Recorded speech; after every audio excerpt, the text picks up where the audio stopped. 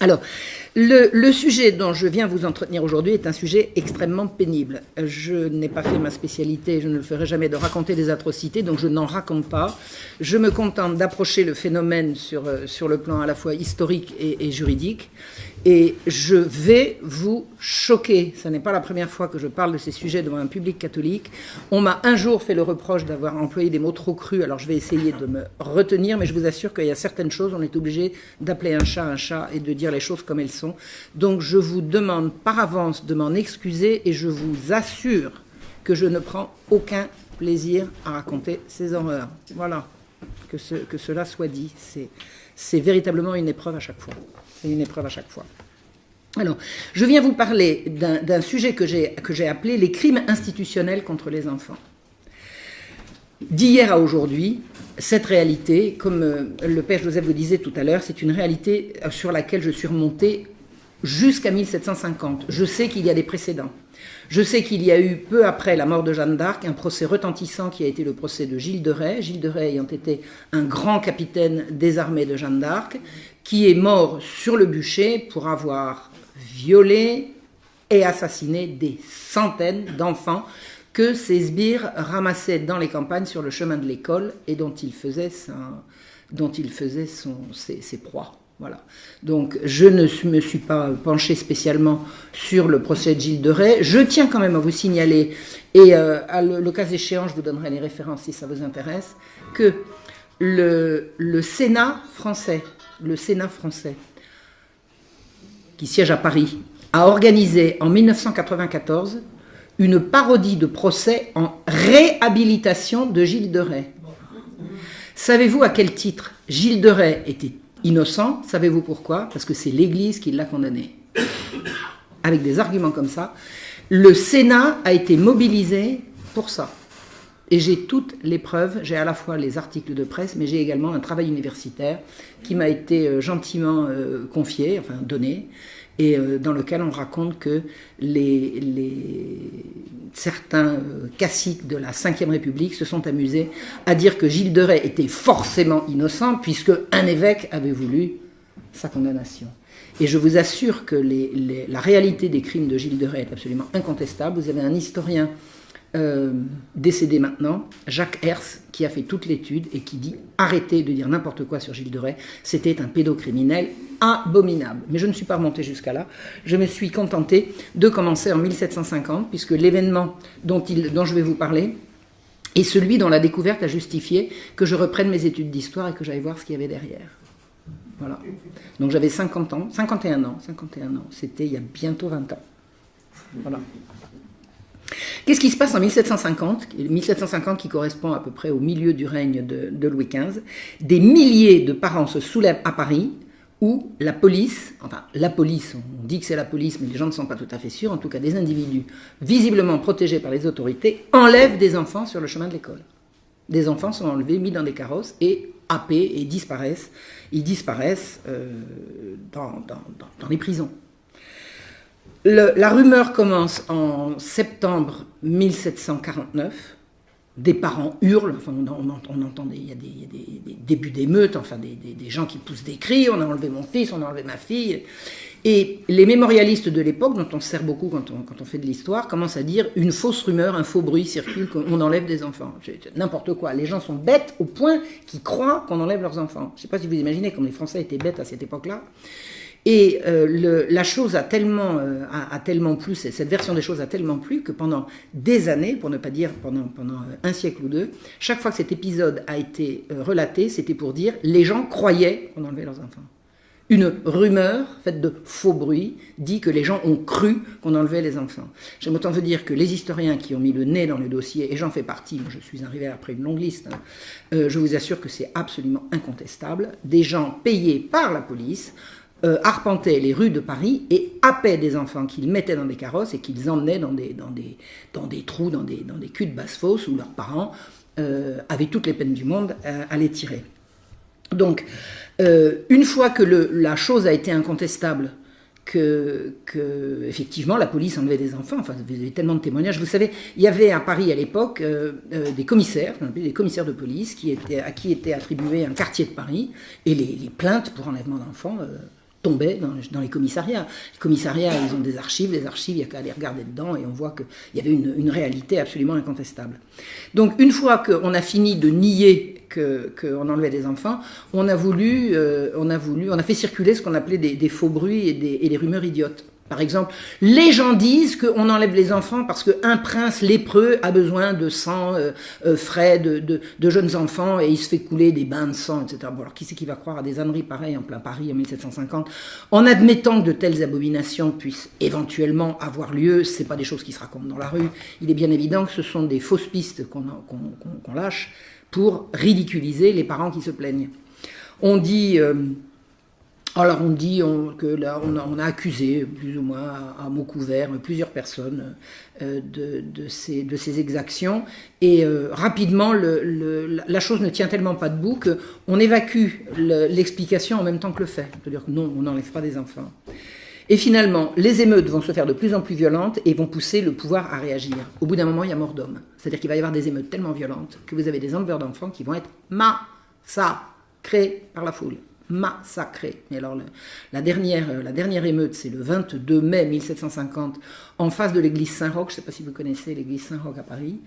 Il n'est pas resté grand-chose du dernier enleveur d'enfants de cette période. La foule l'a vraiment piétiné, massacré, à coups de planche à clous, enfin bon, voilà. Et la colère ne s'est absolument pas calmée. La colère ne s'est pas calmée parce que les autorités continuaient de nier les faits. Donc, à partir du moment où il y a eu mort d'homme, il y a eu procès. Et à partir du moment où il y a eu procès, eh ben c'est là qu'on a commencé à avoir des témoignages. Et sans témoignages, on ne peut pas grand-chose. Les témoignages sont... J'ai eu entre les mains le procès, le carton du procès des enlèvements d'enfants. C'est quelque chose d'énorme. C'est énorme. Vous avez des centaines de témoignages. C'est absolument gigantesque. Et les émeutes violentes, rien que sur le mois de mai, il doit y en avoir eu 4 ou 5, et il y en avait sans arrêt. Vous avez des échauffourées depuis le mois de septembre jusqu'au 22 mai. Avec des cavalcades dans les rues, vous avez de temps en temps, par exemple un petit garçon ou une petite fille qui se fait happer par un enleveur d'enfants qui le jette dans un carrosse, quelqu'un le voit, hurle, et vous avez les gens qui descendent des fenêtres et qui s'arment de bâtons, enfin des chasses à l'homme, des véritables chasses à l'homme. Et il y avait déjà eu une telle chasse à l'homme et une telle rumeur aussi grave en 1720. Alors 1720, c'était l'époque de la Régence, et c'était l'époque où on cherchait des gens à envoyer aux colonies, vous savez, pour faire fructifier les investissements qui avaient été faits par la Compagnie des Indes en Louisiane. Donc on avait enlevé des enfants à ce moment-là. Et il y avait déjà eu des émeutes extrêmement violentes. Et l'attitude des autorités avait déjà consisté à minimiser, on ne c'est pas vrai, laissez tomber. Donc, un procès a eu lieu, et au cours du procès, des policiers sont venus exhiber les ordres écrits du lieutenant général de police qui leur disait « Vous allez nous enlever des enfants et vous toucherez tant par pièce. » Vous imaginez? Vous imaginez? Le lieutenant général de police, il a fait profil bas, mais c'est évidemment lui qui donnait les ordres. Et ce procès a été une véritable mascarade parce que les enleveurs d'enfants s'en sont tirés et 3 émeutiers ont été pendus.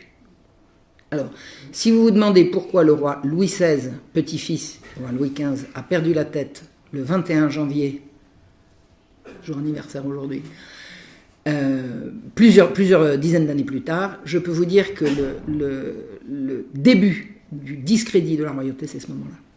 C'est-à-dire que la foule qui était massée par dizaines de milliers, tout Paris était sorti, n'a pas compris que le roi ne fasse pas grâce à 3 émeutiers qui avaient défendu leur petit frère ou leur petite sœur, ou leur fils.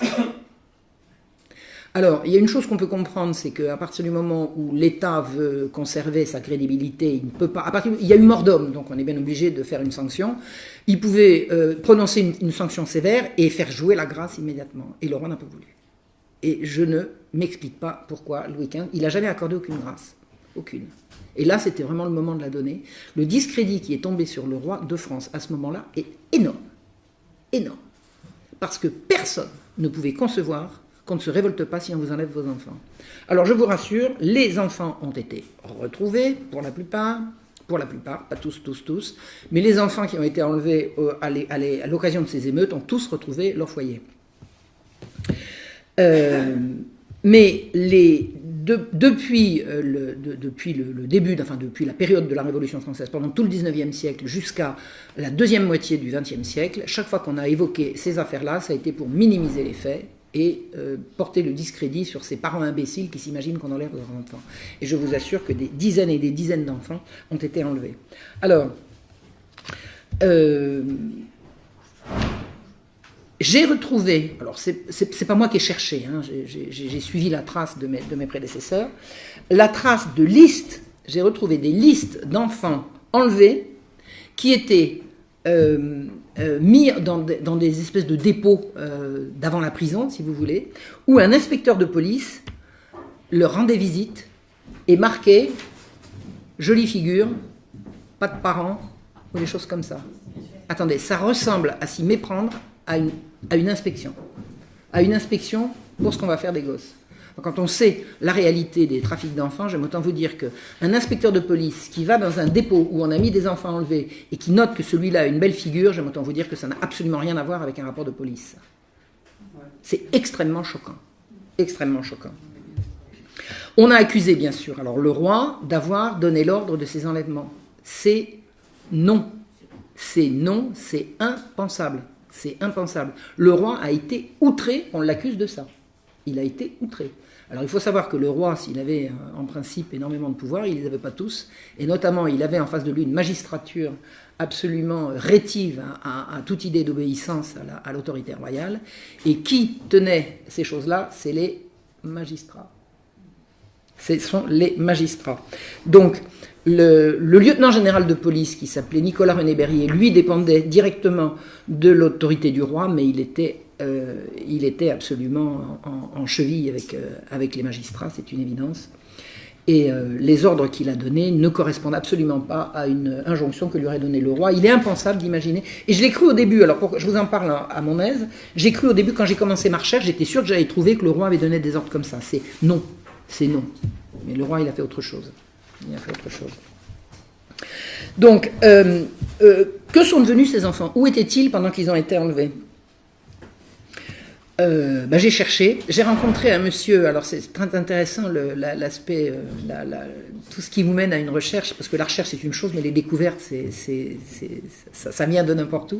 Il y a un monsieur, je ne sais pas s'il est anglais ou américain, je crois que c'est un américain, un historien américain, qui s'appelle Dale Van Clay, qui a recherché si, dans l'affaire de Damien c'est ce domestique qui a attaqué le roi en 1757 et qui a été abominablement mis à mort parce qu'il avait planté un couteau dans le dos du roi. Et ce Dale Van Clay s'est demandé si Damien n'aurait pas eu sa fille enlevée au moment des enlèvements d'enfants, ce qui aurait justifié qu'il attaque le roi. Et j'ai rencontré ce Dale Van Clay, c'est vraiment émouvant, il n'a pas trouvé. Alors il a dit, c'est une fausse piste, Damien a dit n'importe quoi. Et moi, parce qu'il a évoqué cette piste-là, moi j'ai cherché et moi j'ai trouvé. Effectivement, Damien a bien eu sa fille enlevée en 1750. Et 7 ans après, il a attaqué le roi. Et je vous assure que là, les choses se tiennent.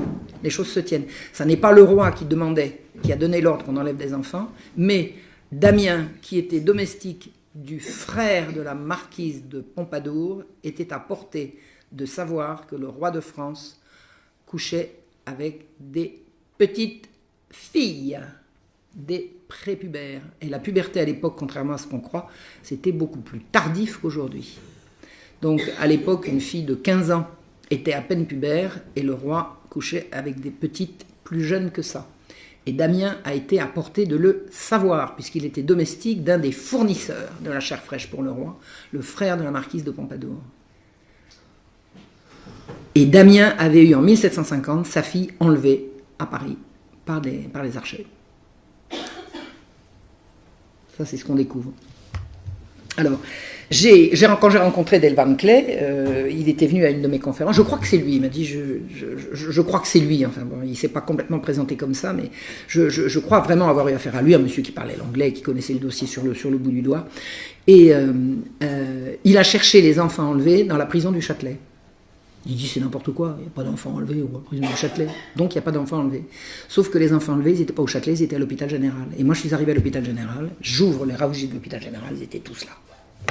Pas la fille de Damien, qui vraisemblablement a été libérée tout de suite. Il y a eu une gigantesque émeute. dans le quartier où Damien habitait, une gigantesque émeute, il est absolument évident que la fille de Damien a été raflée par ses gosses et vraisemblablement libérée très rapidement, parce que ça s'est fait, ça ce sont des conclusions que je tire, au moment où les émeutes étaient tellement violentes qu'au bout d'un moment, il lâchait les gosses, quoi. Quand il voyait que l'émeute prenait de l'importance, les exempts, c'était pas les archers, c'était les exempts. Exempts, ils étaient exemptés de certaines taxes, c'est pour ça qu'on les appelait les exempts. Donc les exempts ont fini par relâcher les gosses, et c'est vraisemblablement ce qui est arrivé à la fille de Damien.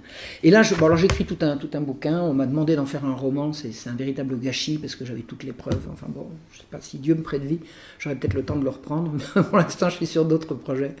Mais il y a vraiment des choses à comprendre, une grande affaire criminelle du siècle de Louis XV, qu'est-ce qu'il y a dessous? Il y a des affaires de pédophilie. C'est clair et net. Et si vous trouvez un procès gigantesque énorme, un énorme scandale inexpliqué, si c'est inexpliqué, c'est que c'est caché. L'explication est toute simple. Ça, j'aime autant vous dire que les affaires de mœurs, elles sont derrière tout ce qu'on essaye de cacher. Pratiquement. Donc, pourquoi est-ce que Delvanclé n'a pas retrouvé la petite Marie Damien? Ben, c'est parce qu'il l'a cherchée dans les registres du Châtelet, et que, enfin, c'est pas Marie Damien, il a dit on n'enlevait pas les filles. Ben si, on enlevait les filles. On enlevait les filles et les garçons. On enlevait les filles et les garçons. Et moi, j'ai retrouvé les garçons à l'hôpital de Bicêtre et les filles à l'hôpital de la Salpêtrière. Et j'ai des listes entières, j'ai le nom, le prénom, le nom des parents et tout. La date à laquelle ces enfants sont arrivés à la Salpêtrière ou à Bicêtre et la date à laquelle ils sont ressortis. Donc c'est pour essayer de comprendre ce que c'était que la destination de ces enfants que je suis allé étudier ce que c'était que l'hôpital général. C'est l'ancêtre de l'assistance publique ou de l'ADAS ou de l'ASE. Alors, hôpital, à l'époque, ça n'est pas l'hôpital d'aujourd'hui. Aujourd'hui, un hôpital, c'est un lieu pour soigner les malades. À l'époque, un lieu pour soigner les malades, ça s'appelle un hôtel-dieu. Donc, ce qu'on appelle l'hôpital, c'est l'asile. C'est l'asile. C'est-à-dire l'institution dans laquelle on enferme, on renferme alors pas les délinquants, parce qu'il y a pour ça la prison, mais les pauvres, les marginaux, tous les gens qui traînent. Voilà, on ne veut plus que les gens traînent dans les rues. Il y a eu énormément de mendicité. L'hôpital général a été officiellement créé pour venir à bout du problème de la mendicité. Donc, régulièrement, les villes sont envahies de mendiants. Pourquoi est-ce que les mendiants mendient dans les villes et pas dans les campagnes, à votre avis? Un jour, je me suis posé la question, mais j'ai trouvé la réponse. Pourquoi? Attendez, le blé, il est à la campagne ou il est à la ville, a priori? Ben non, parce que les villes sont de toute façon approvisionnées. Donc les mendiants, ils suivent le blé. Les villes seront toujours approvisionnées, quitte à aller taper sur les paysans pour leur piquer leur réserve. Les villes sont approvisionnées, donc les mendiants suivent le blé. Et en période, notamment pendant la période de la Fronde, qui ont été 4 ans absolument abominables, une misère absolument atroce, l'hôpital général a été créé juste au sortir de la Fronde pour, on a justifié au roi, venir à bout du problème récurrent de la mendicité. Alors, les magistrats, la plupart jansénistes, pas uniquement, au début c'était magistrats de la Compagnie du Saint-Sacrement, après c'était vraiment les jansénistes, opposant à la première heure à l'autorité royale et à l'autorité du pape. Ces gens-là savent mieux, ils sont plus royalistes que le roi, ils sont plus papistes que le pape, ils savent tout mieux que tout le monde, et ce sont eux qui ont inventé l'hôpital général, à qui ils ont demandé, dont ils ont prétendu qu'il allait régler le problème de la mendicité. Alors c'est quoi le problème de la mendicité? Ben, pour ces gens-là, un mendiant, c'est pas un malheureux, c'est un feignant. Un feignant. Il mendie parce qu'il ne veut pas travailler. Attendez, quand vous mendiez, c'est parce que vous avez perdu votre outil de travail la plupart du temps. Aucune commisération, vraiment des gens d'une dureté absolue. Et ils ont inventé l'hôpital général. Et le roi, je ne vais pas vous faire tout ça sur l'hôpital général, mais enfin, le roi a accepté de laisser ses magistrats absolument rétifs à toute autorité au-dessus de leur tête, à régler le sort de tous les miséreux, et ça a été une abomination. Il y a un terme pour décrire le mode de fonctionnement de ce qu'était l'hôpital général, ça s'appelle concentrationnaire. Le mot est arrivé après, mais la chose elle peut absolument être décrite, c'est-à-dire c'est un lieu ouvert, à ciel ouvert, dont on ne peut pas sortir, dans lequel le droit ne s'applique plus. Le droit ne s'applique plus. C'est exactement l'hôpital général. Donc, c'est un lieu de maltraitance odieuse en direction des pauvres. Les pauvres, vous savez, pour les jansénistes, un pauvre, s'il n'avait pas péché, le bon Dieu lui aurait donné de l'argent. Vous voyez le genre de chrétiens que ça fait, ces gens-là. Alors, ils sont tous riches, hein. Ils sont tous riches. Hein. Je ne dis pas que tous les jansénistes sont riches, mais tous les magistrats jansénistes sont des gens qui sont vraiment, qui occupent le haut du panier.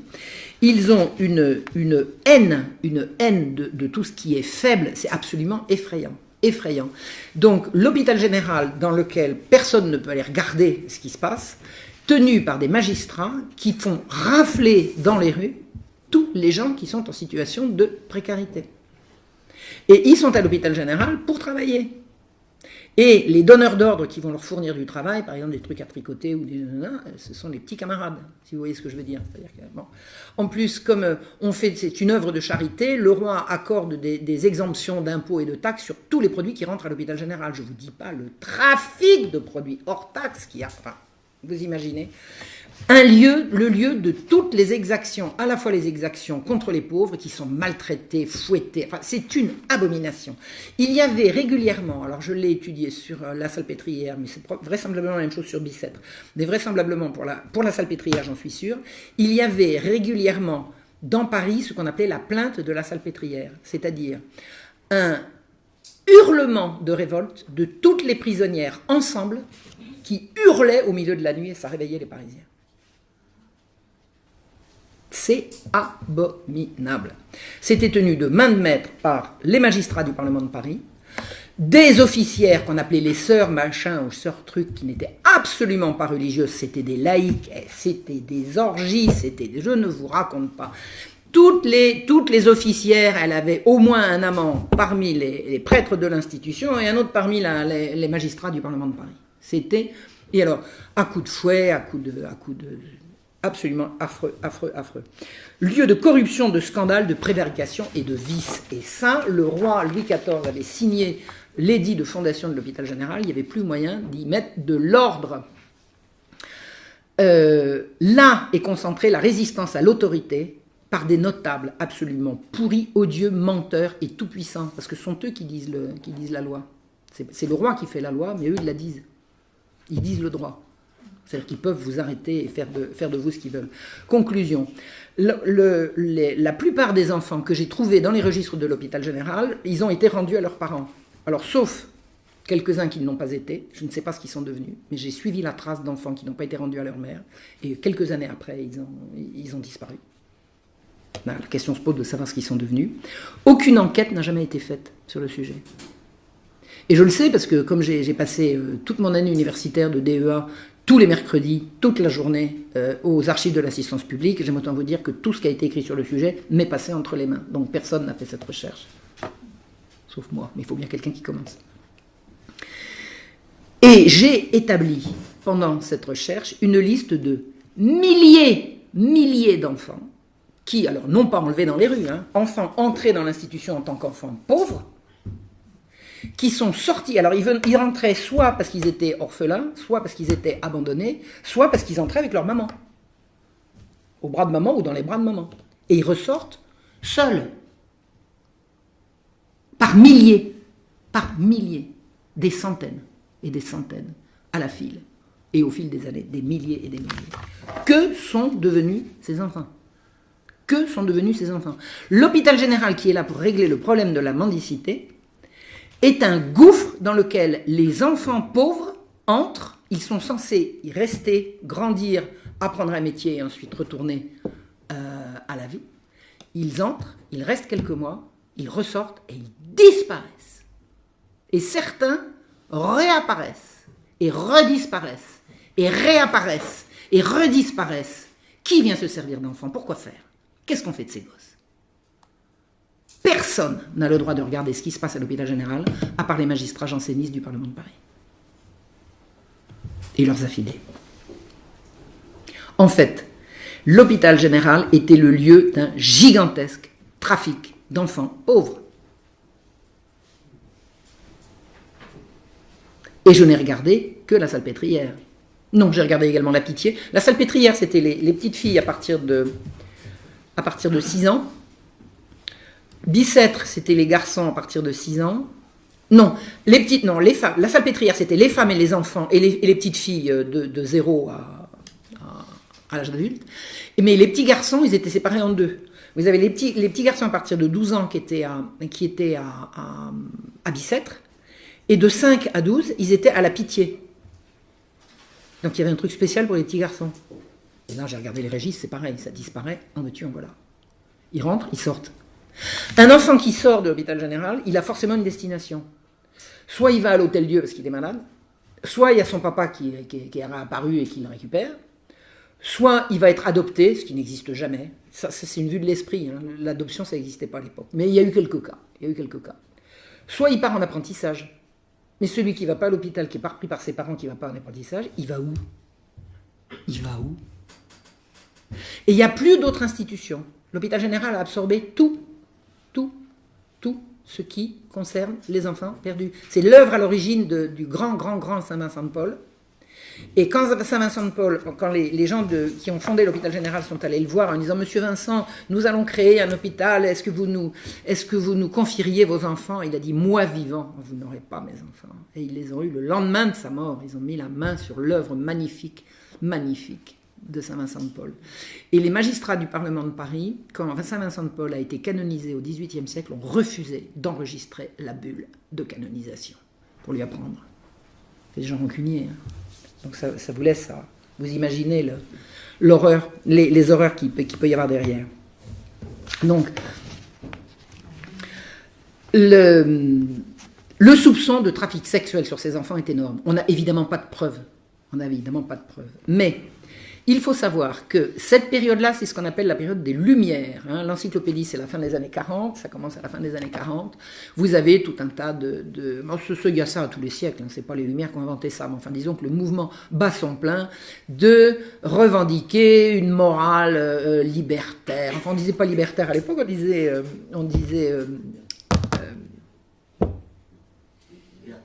libertin. On ne dit pas libertaire, on dit libertin, le siècle du libertinage. Et dans le libertinage tel qu'il est promu par les gens des Lumières, il y a également ce qui touche aux enfants. Voilà. Moi, j'ai retrouvé des textes. Alors, c'est pas dit de façon aussi crue qu'aujourd'hui, où maintenant on vous montre tout, on vous dit tout, mais je vous assure que c'est absolument incontestable. Donc, vous avez un mouvement qui dit que plus le partenaire est jeune et mieux c'est, et ça va jusqu'aux petits-enfants. Et il est avéré, il est incontestable que le roi mangeait de ce pain-là. Alors, avec cette différence quand même, c'est qu'il n'a jamais réclamé d'enfants, il n'a jamais chassé d'enfants. On lui en a fourni et il a consommé. Il y a une gradation quand même. Hein. Vous savez, je ne dis pas ça pour excuser le roi, il y a une gradation. Il y a celui qui chasse, et puis qui chasse, qui viole et qui tue, ça existe. Et puis il y a celui... attendez, pourquoi est-ce qu'on a corrompu le roi, à votre avis? Parce qu'on tenait, et ça marche encore. Ça marche encore aujourd'hui. Vous faites coucher quelqu'un avec un enfant, vous le tenez, c'est tout, c'est comme ça. Après, il fera ce qu'on lui dit de faire. Et j'aime autant vous dire que dans la gigantesque bataille des sacrements et de l'hôpital général, j'ai très bien compris pourquoi le roi a finalement cédé. Je vous laisse le deviner. Donc, l'analyse des archives de la police des mœurs, parce qu'il y avait une police des mœurs à l'époque, montre que la pédophilie était impossible dans le réseau de prostitution habituel qui était très très étroitement surveillé par la police. C'est-à-dire qu'un amateur de chair fraîche ne pouvait pas trouver à satisfaire son vice dans le réseau de prostitution habituel. Pourquoi? Parce que dans ce milieu de libertinage, il y a des limites qu'on ne franchit pas. Et la pédophilie, c'est celle qu'on ne franchit pas. On ne couche pas avec des gosses. Point. C'est comme ça. C'est peine de mort immédiate. Bim. Donc, où vont les amateurs? Il y a une promotion de la pédophilie, à mot couvert, mais c'est une promotion quand même. Et on sait que le réseau de prostitution habituel ne va pas fournir. Ah ben moi j'ai trouvé. C'est à l'hôpital général. Alors je vais vous raconter quelque chose. Vous avez les enfants qui étaient abandonnés par leur maman à la naissance. Ils allaient dans une institution qu'on appelait la couche. C'est ça qu'avait créé le grand monsieur Vincent. Quand ils arrivaient, alors soit ils allaient à la couche du Parvis, en face de Notre-Dame. Quand ils revenaient de nourrice, ils allaient dans une autre institution qui s'appelait également la couche, qui était rue Saint-Antoine, où ils résidaient, alors garçons et filles mélangés, de retour de nourrice de 2-3 ans jusqu'à 5-6 ans. Et à 5-6 ans, les petits garçons vont à la Pitié et les petites filles vont à la Salpêtrière. J'ai retrouvé tous les registres d'entrée et de sortie de la couche, de la salpêtrière et de la Pitié. Les enfants qui quittaient la couche, garçons et filles mélangés, on a leur nom, leur prénom, leur numéro de matricule, la date à laquelle ils sortent de la couche rue Saint-Antoine. Ils font 500 mètres pour arriver à la salpêtrière pour les filles et 400 mètres de plus pour arriver à la Pitié. Ils mettent 48 heures à arriver à destination. J'ai été tellement suffoqué quand j'ai découvert ça que j'ai cru que je m'étais trompé. J'ai dit, j'ai fait une erreur. J'ai fait une erreur. Il est parti le 14, il n'a pas pu arriver le 16. J'ai tout vérifié.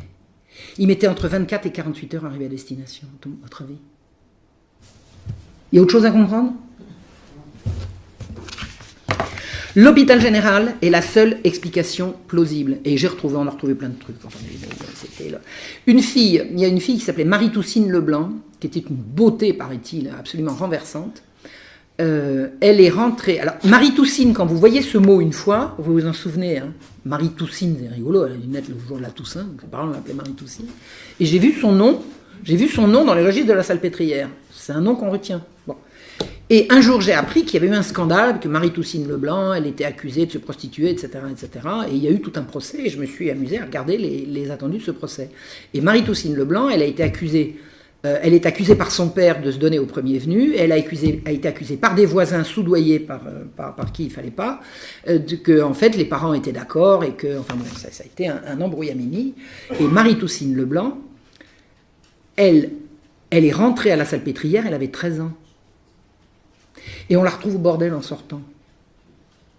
Alors, sachez une chose, aucune mère maquerelle de Paris n'aurait pris le risque de vendre une virginité. Jamais. Jamais ça leur coûtait trop cher.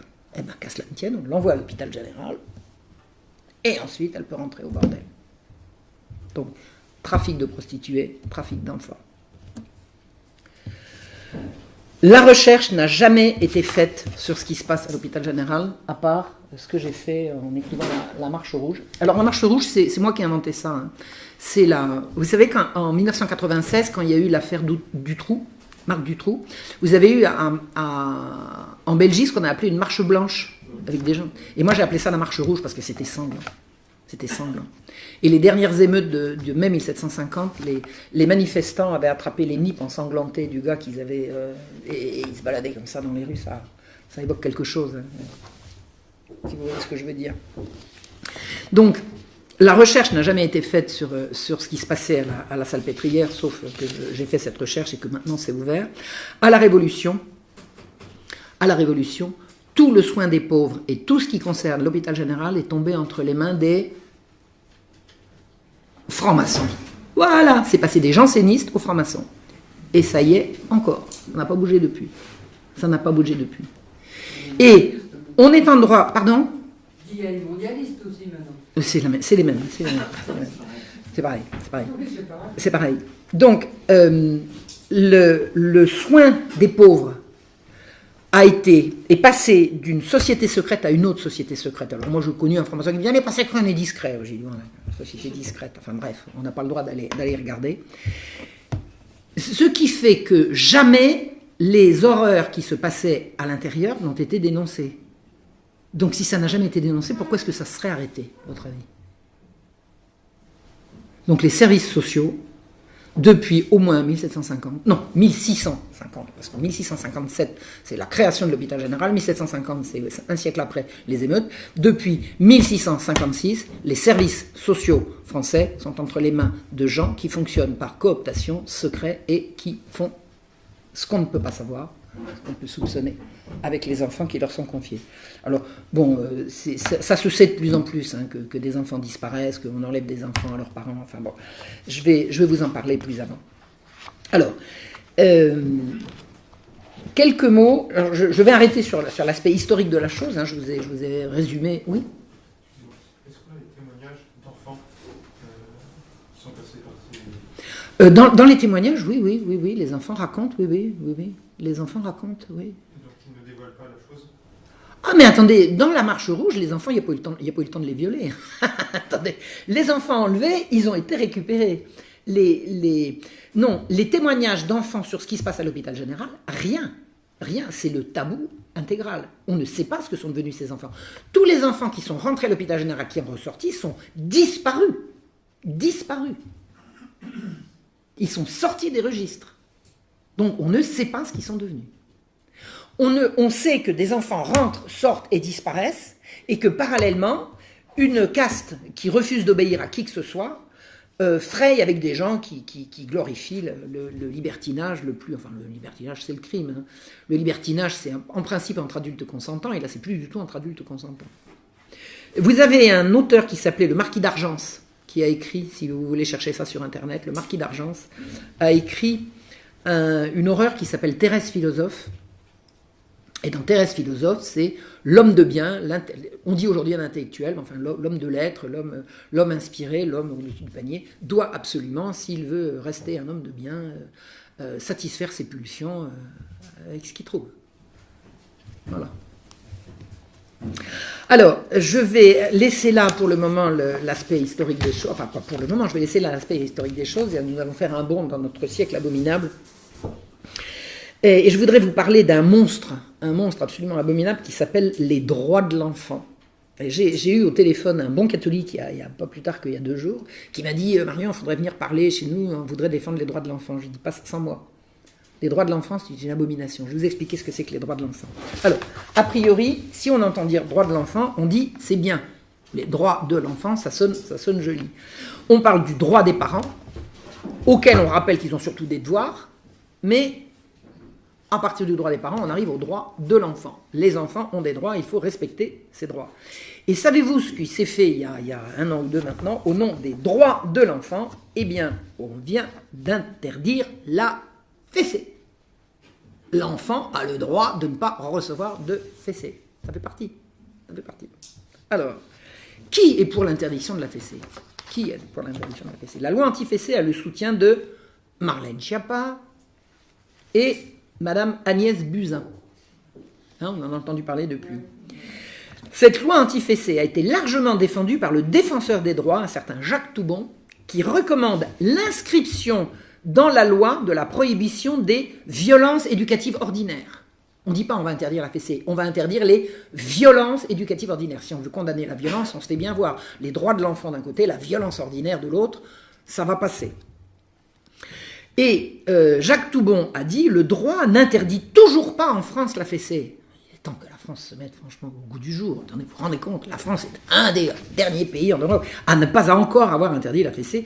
Et il se désole et il dénonce une jurisprudence qui admet un droit de correction. Vous vous rendez compte, la loi en France vous autorise à corriger vos gosses. Quelle horreur, mon Dieu, mon Dieu. Avec la nouvelle loi, il n'en sera plus question. Alors, la France a pris un engagement en 1989 en signant la Convention internationale des droits de l'enfant. C'est pas beau ça? Convention internationale des droits de l'enfant. Et tout le monde a signé. Hein. Tout le monde a signé la Convention internationale des droits de l'enfant. Et depuis, la France est exposée aux sanctions de l'ONU parce que elle refuse toujours de sanctionner la fessée, d'interdire la fessée. La loi d'interdiction de la fessée a été écrite par le MoDem et soutenue par Agnès Buzyn, alors je ne vous la présente plus. Et cette loi entend rompre avec l'appréciation parfois souple de la jurisprudence d'un droit de correction. C'est-à-dire qu'en fait, ce que cherche la loi, c'est pas d'interdire la fessée, c'est d'interdire tout châtiment corporel. Châtiment corporel, interdit. C'est ça. C'est ça. Et c'est les droits de l'enfant. Hein? L'enfant, il a le droit de ne pas subir de violence. Un éducateur spécialisé, dont je ne vais pas noter le nom ici, mais j'ai tout ça à la maison, dénonce les préjugés qui donnent aux adultes le droit de disposer du corps de l'enfant sous prétexte d'éducation. Bon. Donc quand vous voulez mettre une fessée à un sale gosse, vous vous servez du prétexte de l'éducation pour le maltraiter. Et ce que nous explique cet éducateur spécialisé, ce n'est pas une loi contre la fessée, mais une loi pour l'abolition des violences corporelles. C'est pas beau ça, on va abolir les violences corporelles. C'est bien, on est tous d'accord. Les violences corporelles, c'est affreux.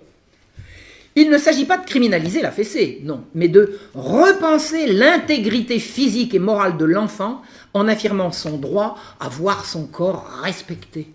Papa me touche pas, tu dois respecter mon corps. C'est comme ça qu'ils l'écrivent, hein. La domination adulte est le terreau fertile de toutes les autres formes de domination. C'est-à-dire que si vous avez été maltraité par papa quand vous étiez petit, vous allez devenir un maltraitant à votre tour, et vous allez devenir un homme violent qui va battre sa femme, etc. etc. Bon, terroriste et tout, et tout. Tout découle de là. L'interdiction de la fessée va donc tout résoudre. Halte à la domination, égalité pour tous, ni Dieu ni maître. On y est, on y est. Tout ceci est totalement idéologique et repose sur une idéologie violemment anti-religieuse et anti-tradition. Cherchez pas autre chose. Cherchez pas autre chose, c'est exactement ça. Et le corollaire de toutes ces grandes démonstrations, c'est une ministre qui l'a dit, Laurence Rossignol, elle a dit « les enfants n'appartiennent pas à leurs parents ». Et elle l'a dit à l'Assemblée nationale. De vous à moi, personne n'appartient à personne. Appartenir, le mot me choque. Mais enfin, qui a la responsabilité des enfants? Ce sont bien les parents. Et ce qu'elle dit en disant « les enfants n'appartiennent pas à leurs parents », c'est non. Mais dans ce cas-là, ils appartiennent à qui, dites-moi? L'État. À l'État. Voilà. L'État. Voilà. Et à l'État. Donc, tous les arguments contre la fessée sont des arguments contre la violence, on ne peut pas être contre. Quand on dit, est-ce qu'on a le droit de battre un adulte? Non. Ben alors, pourquoi aurait-on le droit de battre un enfant? Horrible, c'est horrible. Eh bien, la loi qui interdit la fessée a été votée le 30 novembre 2018, en plein déferlement des Gilets jaunes. Et j'aime autant vous dire que la presse, elle regardait ailleurs à ce moment-là. 30 novembre, il y a la marée jaune qui s'empare de la France. Et au milieu de la nuit, en première lecture, par 51 voix, je signale qu'il y a quand même 577 députés qui sont censés la nuit dormir et travailler le jour. Non, au milieu de la nuit, en première lecture, la loi a été votée par 51 voix contre et 51 voix pour, contre, une contre et 3 abstentions. Et les 570 autres, ils étaient où? Ils s'amusent avec les enfants. Ils s'amusaient avec les enfants. Au milieu de la nuit. Il n'y a pas un député sur 10 qui s'est déplacé pour au moins discuter ce sujet. C'est monstrueux. Adopté en première lecture. Pas eu d'amendement. Seul Emmanuel Ménard a voté contre. Emmanuel Ménard, extrême droite. Tout ce qui est autorité, c'est extrême droite. Est-ce que l'autorité parentale, c'est une notion d'extrême droite? Il va falloir le comprendre. Il va falloir le comprendre. Et il a été dit, le but est d'inscrire dans le Code civil, à l'article lu lors des mariages, que l'autorité parentale s'exerce sans violence physique ou psychologique. Violence psychologique. Non! Non, je t'interdis. Violence psychologique. Papa, est-ce que je peux? Non. Violence psychologique. Vous n'avez plus le droit de commettre des violences ni physiques ni psychologiques contre vos enfants. Mais qui va définir la violence? C'est eux. C'est eux. Comment détermine-t-on la violence psychologique? La violence psychologique, c'est tout ce qui va s'opposer au désir ou au caprice d'un enfant. Alors, la nouvelle règle édictée, on nous a dit, la nouvelle loi, ne s'accompagnera pas de sanctions pénales. Alors, elle sert à quoi? À quoi ça sert d'interdire s'il n'y a pas de sanction dans le cas où l'interdit n'est pas respecté? C'est juste qu'ils n'ont pas voulu faire sortir le truc tout de suite, mais c'est évident qu'un jour ou l'autre, on viendra voir chez vous si vous avez battu votre enfant, si vous lui avez mis une claque ou une pichenette ou si tiré les oreilles. Et c'est ça qui se prépare. Et je ne sais pas si vous avez remarqué, mais c'est comme ça qu'ils avancent toujours, c'est un petit coup, puis après un autre, puis un autre. Au début, le Pacs, c'était pas le mariage. Après le mariage, c'était pas la GPA, etc. etc. Hein? La France faisait partie des 6 derniers pays de l'Union européenne, aux côtés de la Belgique, l'Italie, la République tchèque et le Royaume-Uni, à ne pas avoir interdit ce type de pratique. Eh bien, elle devient le 55e pays à interdire la fessée sur les enfants. Alors, comment va-t-on appliquer la nouvelle loi? Alors, sauf à mettre un policier dans chaque foyer, qu'est-ce qu'on va faire? On va attendre la dénonciation des enfants. Et vous voyez bien que, alors, à l'école, tu sais que si ton papa, gna gna, gna gna, tu peux venir nous le dire. Attendez. Ils les ont depuis le matin jusqu'au soir, les gosses. Et maintenant, à partir de 3 ans. Donc, ils ont sur eux une influence, gigantesque. Donc, les enfants pourront dénoncer les parents. Il peut y avoir de l'indiscrétion, simplement. Les enfants qui disent « Mon père, il m'a donné une tarte hier. » Hop, faut pas dire ça devant quelqu'un qui va le répéter à quelqu'un d'autre. Ou des amis. Ou la dénonciation d'un des deux parents en cas de conflit. C'est courant, ça. Ou un soupçon des voisins. Alors, incidemment, vous avez entendu parler de Carl Zero. Vous savez qu'il fait circuler une pétition en ce moment, Carl Zero, pour lutter contre la pédocriminalité. Et bien, dans sa pétition, il demande un droit d'ingérence des voisins en cas de soupçon, etc., etc. Alors, il dit pas pour la fessée, il dit en cas de maltraitance, mais puisqu'à partir de maintenant, la maltraitance, la fessée est devenue une maltraitance, vous imaginez? La délation pour tous. Donc, c'est le droit de l'enfant de dénoncer ses parents. Eh bien, ça a une conséquence, c'est la fin de l'autorité parentale. Et s'il y a une chose au monde qui vous permet de protéger vos enfants, c'est votre autorité sur eux. L'interdiction de la violence psychologique exclut également la punition. Tout sera question d'appréciation, d'interprétation. Et tout va se négocier. Bienvenue dans un monde de chantage affectif et de l'enfant roi. Vous n'avez plus le droit de punir et vous n'avez plus le droit d'envoyer une claque. Comment allez-vous vous faire obéir? Vous ne vous ferez plus obéir. Et si vous voulez obtenir quelque chose de vos enfants, ça va être par la négociation. Bienvenue dans un monde de fous. L'enfant roi, c'est le parent faible et terrorisé. Le parent terrorisé. Heureusement, on a l'exemple suédois. Alors les Suédois, ils font tout mieux que nous. Les Suédois, c'est un grand pays. Alors incidemment, je ne dis rien contre la Suède, parce que c'est les seuls à ne pas avoir confiné, et c'est ceux qui ont le moins de malades. Enfin bon. En l'occurrence, ils ont été les premiers à interdire la fessée. Alors, la fessée a été interdite en Suède en 1979. Eh bien, j'ai lu vraiment des articles, hein, j'ai vu ça, c'est un pays de cocagne, la Suède, c'est extraordinaire, parce que la disparition de la fessée a rimé avec le recul de la violence. C'est formidable. On ne bat plus les enfants, donc il n'y a plus de violence. Moins on bat les enfants, moins il y a de la violence. Plus vous battez vos enfants, plus les... Vous savez, les terroristes, tout ça, c'est des gens qui ont aussi des grandes calottes de leur père, c'est bien connu. Donc, des articles vous disent on ferme les prisons en Suède tellement il n'y a plus de délinquance. C'est le paradis. Grâce à l'interdiction de la fessée, la Suède est devenue le paradis. Alors, je vais vous dire maintenant l'horreur que c'est la Suède. Et je vous dirai pas tout, parce que je pourrais faire, avec ce qui se passe en Suède, j'aurais de quoi tenir une conférence toute seule. Bon, je vais essayer de faire court. Des milliers d'enfants en Suède sont enlevés contre leur gré à leur famille et placés dans des foyers où un certain nombre sont battus et subissent des abus sexuels. La Suède est le pays où on vous enlève vos enfants pour les placer dans des foyers ou dans des familles d'accueil sans que vous ayez le droit de rien dire. Les familles d'accueil s'enrichissent de cette manière. Et dans les familles d'accueil, on a fait venir un tas de gens qui arrivent des pays du Maghreb ou des pays du Moyen-Orient, qui n'ont rien à faire en Suède. Je suis allé en Suède il y a quelques années. Un Suédois de mes connaissances m'a dit « Mais attends, vous avez eu des rapports avec les Arabes, nous non. Qu'est-ce qu'ils font là, quoi? Qu'est-ce qu'ils font là? On leur donne à s'occuper des enfants qu'on a enlevés aux parents suédois. Vous imaginez? Ça leur fait des sous, famille d'accueil. Alors je ne dis pas que c'est pour faire fortune, mais ça paye. Vous voyez, ça paye. Ça peut faire vivre une famille, d'être famille d'accueil. C'est un travail rémunéré. Un travail qu'on donne, non pas à d'autres Suédois, mais à des migrants. Alors, à l'origine de la loi, cette loi a été votée contre l'assentiment du peuple. C'est-à-dire que la loi d'interdiction de la fessée, elle est tombée du ciel et boum.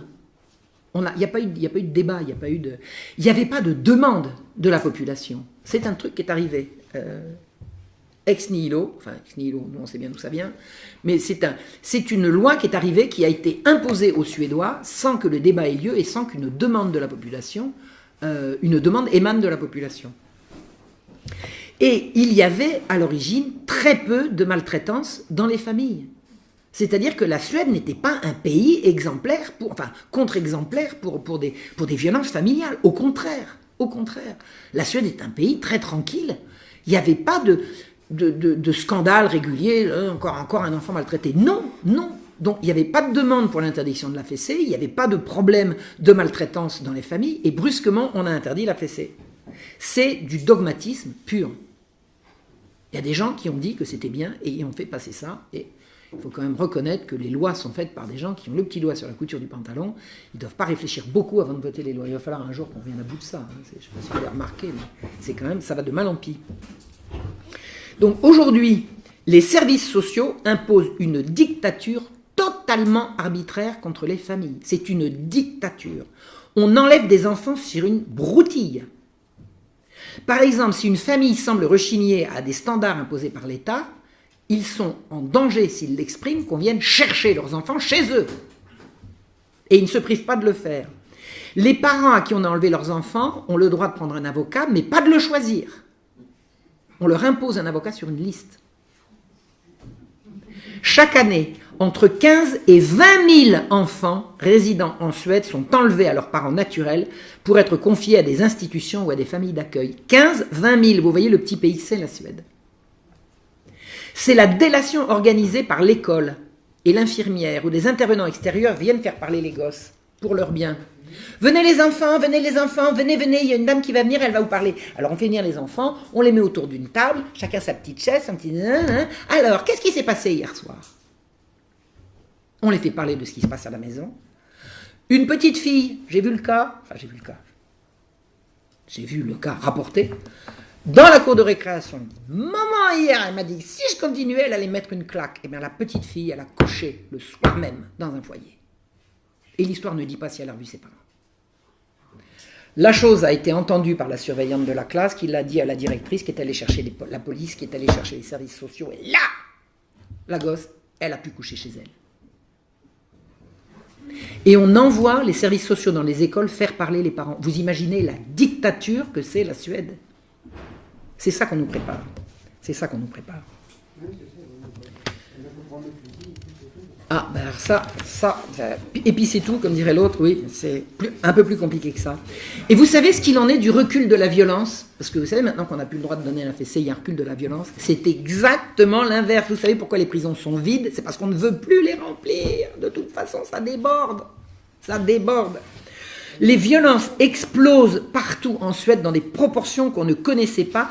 On déploie l'armée pour contenir la violence des gangs. C'est-à-dire que la violence en Suède, elle n'a jamais été pire que maintenant. C'est-à-dire que c'est exactement l'inverse. Vous savez, mentir, ça passe. Encore qu'on est quand même dans une période en ce moment de grande révélation de la vérité. Vous savez, j'ai une image, la vérité c'est comme l'eau. L'eau, elle est contenue dans une... Il faut qu'il n'y ait aucun trou dans la citerne si vous voulez que l'eau reste. Si vous avez un tout petit trou d'une tête d'épingle sous la citerne, à un moment donné ou à un autre, la citerne sera vidée. L'eau, c'est comme la vérité c'est comme l'eau. Ça s'échappe par tous les interstices possibles. Et en ce moment, c'est vraiment c'est la marée. C'est la marée. Tout est en train de sortir. Et notamment sur ce qui se passe en Suède. Eh bien, les parents suédois vivent dans la terreur. Bientôt chez nous. Et cette terreur est appliquée au nom des droits de l'enfant. Le droit à échapper à la violence ordinaire, le droit, etc. En Allemagne, rien qu'en 2012, on a 2929 enfants retirés à leurs parents. Les placements des enfants enlevés est une affaire en or qui rapporte des mille et des cents à quantité de gens. Pareil à l'hôpital général. L'hôpital général touchait des subsides du roi pour chaque personne qui entrait à l'hôpital. Il y avait une espèce de prix de journée qui était payé par le roi. Eh bien, en Allemagne, tous les enfants retirés apportent de l'argent soit à des institutions, soit à des familles. Comme je vous ai dit que c'était le cas pour la Suède. Alors attendez, je vais vous dire une horreur. Plus de 400 enfants sont retirés par jour en Allemagne à leurs parents, dans la violence, par la police et le Jugendamt, le service de la jeunesse. 400 par jour. Personne n'envisage, même en rêve, de donner la fessée à son gosse en Allemagne. Et moi, j'ai suivi en son temps, quand je me suis intéressé, dès que j'ai commencé à m'intéresser à l'éducation sexuelle à l'école, un père de famille a été mis en prison pour avoir accepté de garder sa fille à la maison parce que sa petite fille refusait de retourner au cours d'éducation sexuelle. Le père a fait de la prison. En Angleterre. L'Angleterre, c'est le bout de l'enfer. C'est le bout de l'enfer. Alors j'ai fait une conférence qui s'appelle La reine, l'OMS et les enfants, que je vous recommande. Tout ça, c'est sur ma chaîne YouTube. Les droits de l'enfant sont sous la protection des pouvoirs publics depuis le Children Act de 1989, l'année de la Charte des droits de l'enfant. La loi qui s'appelle Children Act a été votée en Angleterre, la Charte des droits de l'enfant. Donc, c'est une grande et belle chose, l'Angleterre est à la pointe. À la pointe de quoi? Alors, je pourrais vous faire, pareil, une conférence d'1 heure sur ce qui se passe en Angleterre et même au-delà. Je vais faire court. Il y a en Angleterre un trafic d'adoption. Pourquoi fait-on un trafic d'adoption? Figurez-vous que la libération sexuelle, je vais mettre des guillemets, donc la révolution sexuelle, on va appeler ça plutôt comme ça, qui date des années 60, la révolution sexuelle et la fin de la mise au pilori des filles mères a fait que on ne trouve plus d'enfants adoptables. Il n'y a plus d'enfants adoptés. C'est une bonne ou une mauvaise chose? Pour les gens qui veulent adopter, c'est mauvais. Donc il va falloir trouver autre chose.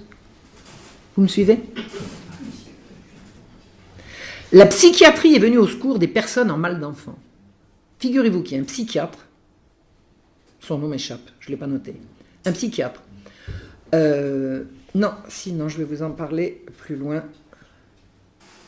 Voilà.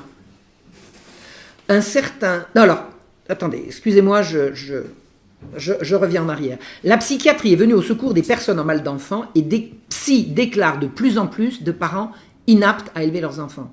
C'est-à-dire que ça n'est pas que vous avez battu votre enfant ou ceci ou cela, mais un psychiatre a dit « Oh, mais attendez, cet enfant-là, il a des problèmes, on peut voir les parents, ah bah oui, les parents ont des problèmes, tac !» Et on enlève l'enfant, qui va devenir adoptable.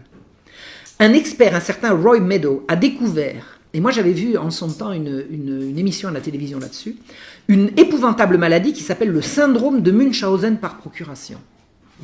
Savez-vous ce que c'est que le syndrome de Munchausen par procuration? Eh bien, c'est un syndrome qui touche des mères qui maltraitent leur enfant pour qu'on s'occupe d'elle. Vous voyez, une pauvre fille, quoi, elle cogne son gosse pour qu'après on la prenne en pitié. Et le gars, il a trouvé ça tout seul. Il s'appelle Roy Meadow. Eh bien, grâce à cette découverte scientifique, c'est scientifique, hein, c'est un expert, on les connaît les experts, là maintenant, on les voit à l'œuvre. Eh bien, pendant 10 ans, des centaines de mères ont été emprisonnées et leurs enfants placés jusqu'à ce que des découvertes donnent des explications médicales à la mort subite de leur nourrisson. C'est-à-dire qu'on a inventé une maladie pour culpabiliser des mères dont les enfants... Alors, il n'y avait pas que la mort subite du nourrisson, vous aviez des enfants, par exemple, qui se faisaient des bleus. Eh bien, dès qu'un enfant avait un bleu, on disait que la mère souffrait d'un syndrome de Munchausen par procuration, et on la mettait en prison et on enlevait le gosse.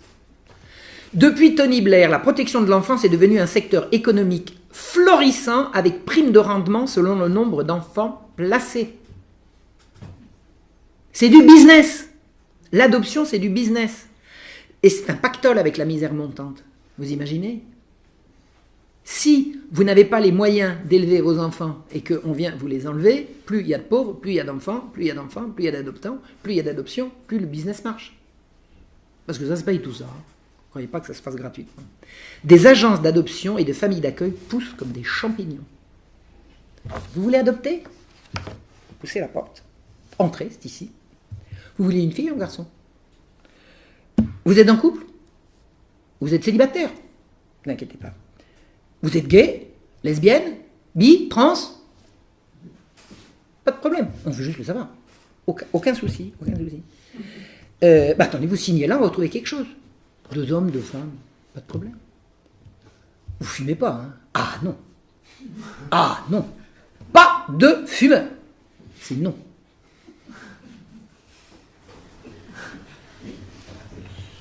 En 2013, les statistiques indiquent 3 à 4 000 adoptions par mois, selon ces critères-là.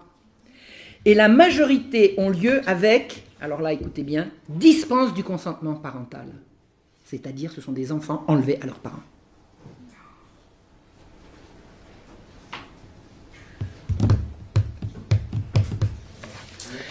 Vous subissez de la violence domestique? Vous avez une difficulté à boucler les fins de mois? Vous avez un problème de logement, par exemple, logement insalubre ou trop petit? Vous avez une dépression due au chômage ou parce que votre conjoint vous a quitté? Votre compte est bon.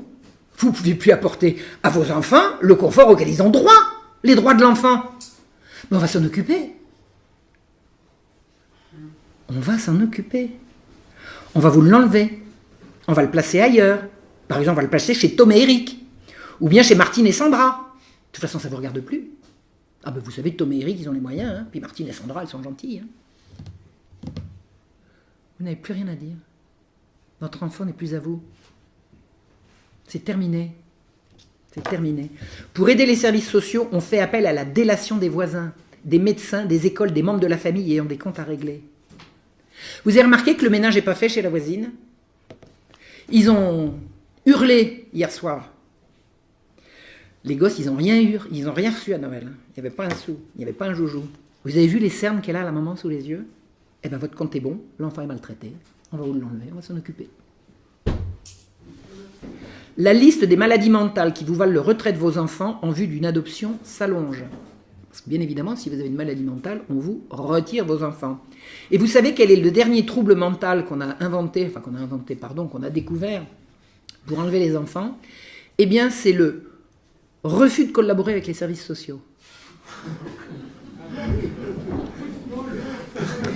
Vous exprimez de la colère, votre indignation, votre révolte, mais arrêtez de crier, vous voyez bien que vous êtes malade, mais vous vous rendez compte? Vous avez vu comment vous êtes là? On va vous enlever votre enfant. Vous imaginez la terreur dans laquelle vivent les parents anglais? Eh bien, pour vous aider, on va vous gaver de psychotropes, alors ça y va. Hein. Et puis, on vous inscrira dans un groupe de gestion de la colère.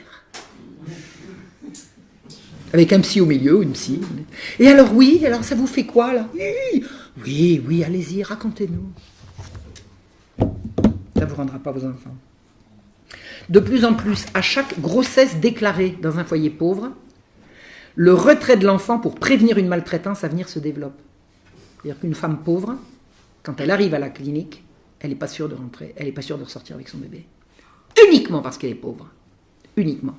Les services sociaux sont présents dans les salles d'accouchement et retirent le nouveau-né du sein de sa mère dont on soignera les symptômes par des antidépresseurs.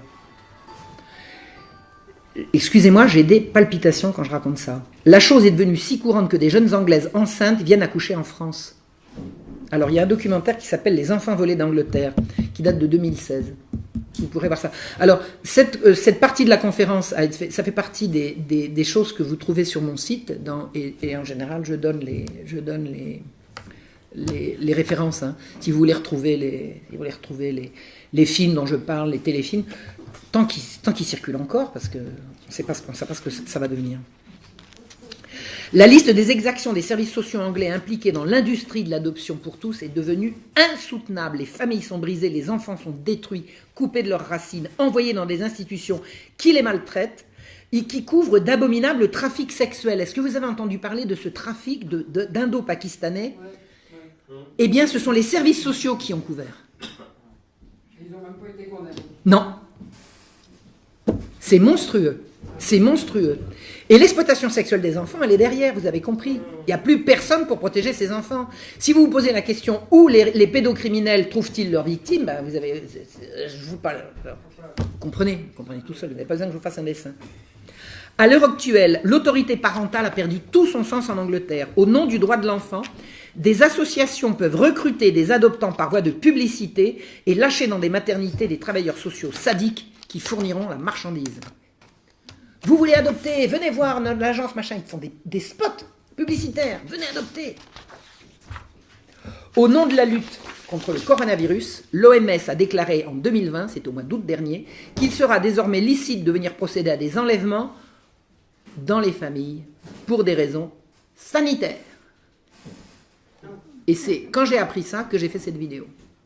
Alerte, péril en la demeure, à cause du coronavirus, on va venir pouvoir séparer les familles, et puis aller chercher les gosses après. Aller les rechercher. Mais tout va bien, la fessée est interdite en Angleterre. Hein, on est d'accord. On est d'accord. Alors maintenant, pendant qu'on interdit aux parents d'interdire, qu'est-ce que le gouvernement autorise? Eh bien écoutez, ça porte un nom, ça s'appelle le sexe. Et ça c'est bon pour tout le monde. C'est la dernière grande trouvaille, c'est pas une dernière d'ailleurs, ça date du rapport Kinsey, 1948. la sexualité des hommes et 1952, la sexualité des femmes. Deux rapports qui ont bouleversé le monde. Deux rapports qui ont bouleversé le monde et qui ont déclenché ce qu'on a appelé la révolution sexuelle. Et qu'il faut appeler comme ça, c'est la libération sexuelle, parce que dans ces proportions d'aliénation, le mot liberté est quand même malvenu. Figurez-vous qu'en 2017, la ministre de la Culture, qui s'appelait à l'époque Madame Audrey Azoulay, a signé un décret autorisant l'accès aux mineurs aux scènes de sexe non simulées dans les salles de cinéma. Elle a signé un décret pour dire que avant les jeunes, ils n'avaient pas le droit d'aller voir des scènes de sexe explicites au cinéma. Maintenant, on va leur donner le droit. Et elle a signé. Suite à un rapport remis par la commission de classification des œuvres cinématographiques intitulé « La classification des œuvres cinématographiques relatives aux mineurs de 16 à 18 ans ». On y apprend que l'interdiction des scènes de sexe pour les mineurs de 16 à 18 ans n'est pas justifiée aujourd'hui pour des raisons de changement de mœurs et de mentalité. C'est-à-dire que comme le sexe est partout, c'est plus la peine de l'interdire, donc il n'y a qu'à l'autoriser. Vous suivez la logique ? La fessée, tout le monde le fait, il faut l'interdire. Le sexe, tout le monde le fait, il faut l'autoriser. On va toujours dans le même sens. On apprend que l'interdiction des scènes de sexe pour les mineurs de 16 à 18 ans... ce décret a été attaqué devant le Conseil d'État, qui n'a rien trouvé à redire. Bon, non, c'est bon. Maintenant, les enfants peuvent aller regarder des scènes de sexe. C'est de plus en plus violent. Alors moi, je ne suis pas amateur, mais quand j'étais jeune, j'ai vu des trucs comme ça. Je vous garantis, et ce que j'en ai lu des rapports que j'étudie, c'est de moins en moins du sexe et de plus en plus de la mort. C'est de plus en plus violent. Ce sont des coups et des atrocités. Donc si la fessée est dans les mœurs, on change les mœurs pour interdire la fessée, mais si le sexe est dans les mœurs, on autorise le sexe puisqu'il est dans les mœurs. S'il n'y a pas un plan, moi je veux bien. Il paraît que je suis complotiste, je revendique. Il y a un complot.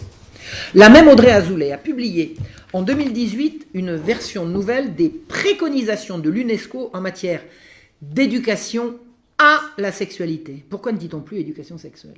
Parce que éducation sexuelle, c'est éducation à la reproduction sexuée. On ne parle pas de reproduction là, on parle de sexualité, c'est-à-dire d'activité sexuelle.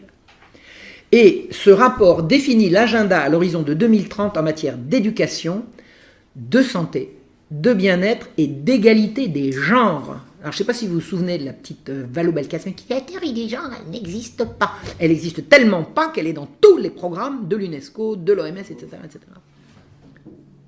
Et j'ai une amie qui a une adolescente au collège qui m'a dit que sa gamine a fait une rédaction sur « Imagine que tu es un garçon, qu'est-ce qui se passe ?» C'est-à-dire qu'en fait, on les force, quoi. On les force.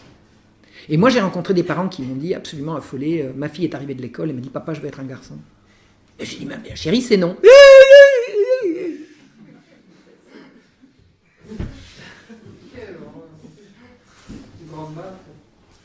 Et alors, ce que nous dit Madame Audrey Azoulay dans sa préconisation sa version des préconisations de l'UNESCO, elle dit « On nous apprend que de plus en plus de jeunes ont réclamé leur droit à une éducation à la sexualité. » Alors ça, c'est formidable. L'éducation, c'est quoi ? Tu veux quoi qu'on fasse à l'école ? Bon, alors on va en faire. Excusez-moi, j'ai été grossière, j'ai pas pu m'empêcher. Attendez, l'éducation, c'est pas répondre aux demandes des jeunes. C'est leur mettre des cadres, leur mettre des limites, et leur donner du savoir. Non, maintenant, c'est répondre à leurs demandes. Et les jeunes, ils réclament du sexe. Si. D'abord, où ça, quand ça ? Alors, les études un peu honnêtes qui sont faites prouvent que c'est non, c'est l'inverse. Les jeunes sont extrêmement gênés de parler sexe à l'école. Ils n'aiment pas ça. Je ne dis pas qu'ils n'aiment pas le faire, mais ils n'aiment pas en parler avec des adultes. Et ça, je l'ai reçu de beaucoup de sources différentes. Donc ça n'est pas une demande des jeunes qu'on leur parle de sexe à l'école. Ça les gêne. Ils ne veulent pas. Il y en a qui se font porter pâle pour ne pas y assister. En plus de quoi, c'est quoi l'éducation à la sexualité, sinon l'enseignement des pratiques sexuelles ? Sinon c'est quoi ? Éducation à la sexualité. La sexualité, c'est bien l'activité sexuelle. Je reprends le texte de validé par Madame Azoulay. Trop de jeunes reçoivent une éducation incomplète et fondée sur des jugements de valeur. Si on se met à faire intervenir des jugements de valeur quand on parle de sexe, c'est le bout du monde. C'est la fin du monde. Vous vous rendez compte ? Le sexe doit être fait sans jugement de valeur, c'est-à-dire sans morale. À l'école. On vous parle de l'école, là. On vous parle de l'école. Vous savez à partir de quelle classe ? Votre avis ? La maternelle. La maternelle. La maternelle, exactement. Donc, on va enseigner à des gosses, on va leur enseigner des pratiques hors de toute morale. La morale est jugée importune en matière d'éducation à la sexualité. Mais c'est dit, c'est marqué en toutes lettres. Alors, qu'est-ce que c'est que... Alors, cette nouvelle version se fondera sur les dernières preuves scientifiques. Voilà, alors maintenant, le sexe, c'est de la science. Alors, en 2 mots, c'est quoi la science du sexe ? La science du sexe qu'on appelle la sexologie. Le pape de la sexologie, c'est Alfred Kinsey. C'est le pape, c'est pas le premier. Hein. Il y en a eu avant, il y a eu dans les années 20 en Allemagne. Il y a eu tout un mouvement de licence sexuelle absolument fou. Il y a eu des premiers sexologues. Et ça s'est arrêté avec le nazisme. Et ça s'est déménagé aux États-Unis. Et quand ils sont arrivés aux États-Unis, ils se sont dit les Américains sont beaucoup trop pudiques et beaucoup trop attachés aux valeurs de la famille. Ça ne passera pas comme c'est passé en Allemagne, dans l'Allemagne de l'après-guerre de 14. Donc on a cherché une solution scientifique. Donc on est allé chercher un scientifique. Il était entomologiste, spécialiste des guêpes. Alors vous voyez pas le rapport, hein. Ben, il n'y en avait pas. Il n'y en avait pas, mais il avait une chaire à l'université, donc il était universitaire. Et on lui a dit, cher monsieur, vous allez nous inventer un super truc qui va être la libération sexuelle, la science du sexe. Et Alfred Kinsey, alors pareil, je pourrais vous faire tout un truc sur Alfred Kinsey, je vais être obligé d'être brève. C'était un maniaque sexuel, pédéraste, escroc financé par la Fondation Rockefeller et la CIA pour renverser les valeurs mondiales. Et il a réussi. Rockefeller, alors la Fondation Rockefeller et la CIA. Alors, à cet égard, ma dernière vidéo, mon avant-dernière vidéo qui est sur ma chaîne YouTube, c'est une vidéo qui dure 40 minutes dans laquelle je vous raconte la collusion entre Kinsey, Rockefeller et la CIA. Accrochez-vous. Ça va tanguer. Donc, il est le père de la révolution sexuelle mondiale. Qu'est-ce que dit Alfred Kinsey ? Comment a-t-il fait pour renverser la morale mondiale ? Il fait état de faits qu'il considère comme courants et généraux et il les assène au public. Qui dit « Mais non, c'est pas vrai. Mais si, c'est vrai. Mais non, c'est pas possible. Mais vous êtes ringard. Comment ? Vous trompez pas votre femme. Mais vous savez pas avorter. Mais tout le monde le fait. Vous n'êtes pas homosexuel. Écoutez, il y a un homme sur 10 qui a essayé. Vous n'avez pas essayé. Allez. Et à force et alors, on raconte des trucs comme ça qui sont faux, et on les avec un relais médiatique gigantesque, qui fait que la norme change et que celui qui n'est pas dans la norme se sent exclu. Et en une génération, ça passe.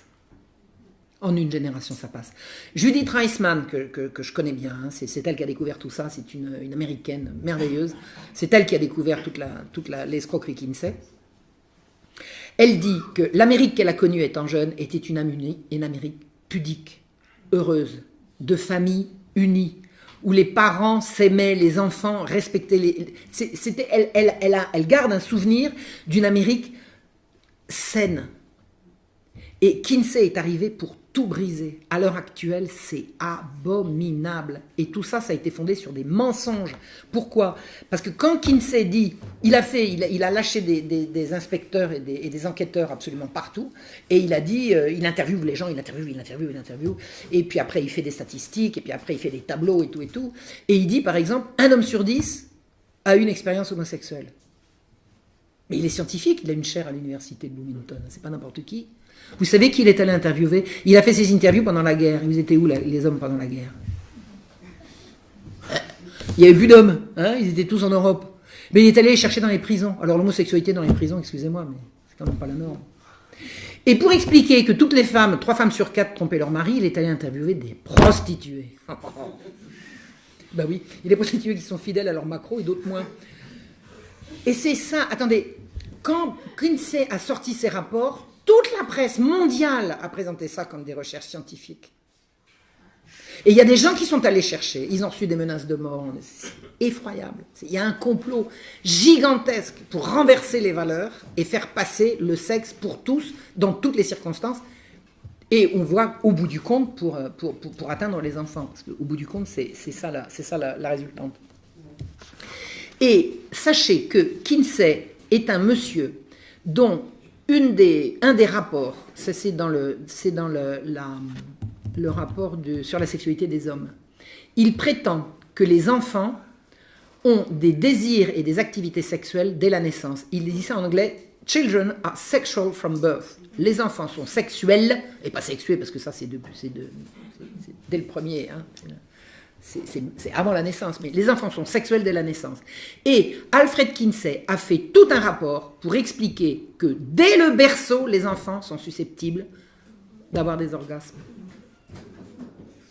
Alors, il est incontestable. Et ça, Judith Reisman a fait toutes les recherches. Elle a écrit 2 bouquins. Elle a écrit plein de bouquins, mais il y en a 2 qui sont disponibles en français, d'une part. D'autre part... Pardon ? Bon.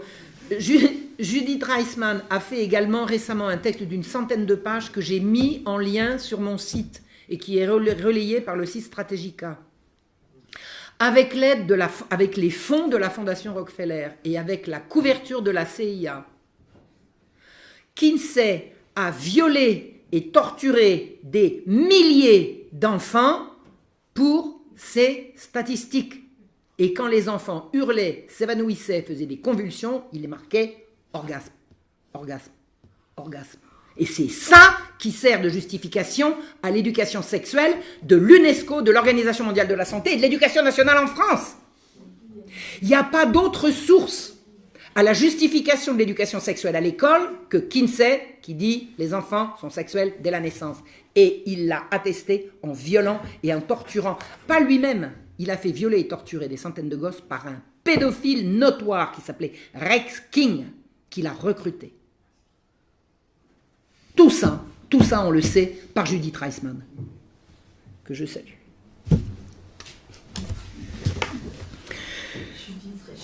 Toute la science, Reisman, toute la science du sexe, c'est Kinsey. La sexologie est une imposture. Il n'y a pas de science du sexe. Le sexe ne peut être objet de science. La reproduction sexuée, oui, on est d'accord, mais il y a ce qu'il faut. Donc tout ce qu'on est en train d'asséner aux gosses, et vous savez que maintenant c'est à partir de 3 ans, l'école obligatoire, ça provient des fraudes de Kinsey, derrière lequel on trouve la CIA et Rockefeller. L'éducation à la sexualité est justifiée par la nécessité, disent-ils, de protéger les jeunes contre les maladies sexuellement transmissibles, les grossesses précoces et la violence sexuelle. Eh bien, on va donner 1 ou 2 conseils à ces gens-là. Pour lutter contre les maladies sexuellement transmissibles, les grossesses précoces et la violence sexuelle, on pourrait commencer à recommander aux enfants de jouer à des jeux de leur âge. Si vous voyez ce que je veux dire. C'est-à-dire qu'on bourre de propagande sexualiste les enfants, et ensuite on dit, il faut approfondir. Attendez, moi de mon temps, hein, et du vôtre aussi, on ne jouait pas à ça à l'école. La violence, elle est justement contenue dans la pornographie. Toute exposition à de la pornographie est une exposition à la violence. Donc, il n'y a pas à parler de sexe aux gosses. On les sort. C'est impératif. Et maintenant, c'est l'école qui s'en charge. Et les enfants ont de plus en plus accès à de la pornographie qui est de plus en plus violente.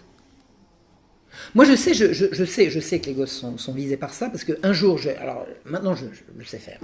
Un jour, en ouvrant mon téléphone, j'ai appuyé sur un truc et voilà, j'ai des images porno qui sont arrivées. Donc j'ai su faire. Mais attendez, un gosse, il va savoir l'enlever, lui ? Il va savoir l'enlever ? Il paraît que celui qui a inventé le téléphone portable, il ne veut pas que ses enfants en aient, je ne sais plus qui c'est. En plus de ça, comment combattre la sexualisation des enfants par la sexualisation ? Attendez, l'éducation sexuelle est justifiée par la nécessité de protéger les jeunes. Non. On ne protège pas les enfants de la sexualisation en les sexualisant. L'école n'a pas à parler de ça. Incidemment, je vous suggère, je vous annonce le prochain grand débat pour tous nous enfumer, ça va être le débat sur l'inceste. Maintenant, on va parler de l'inceste aux enfants à l'école.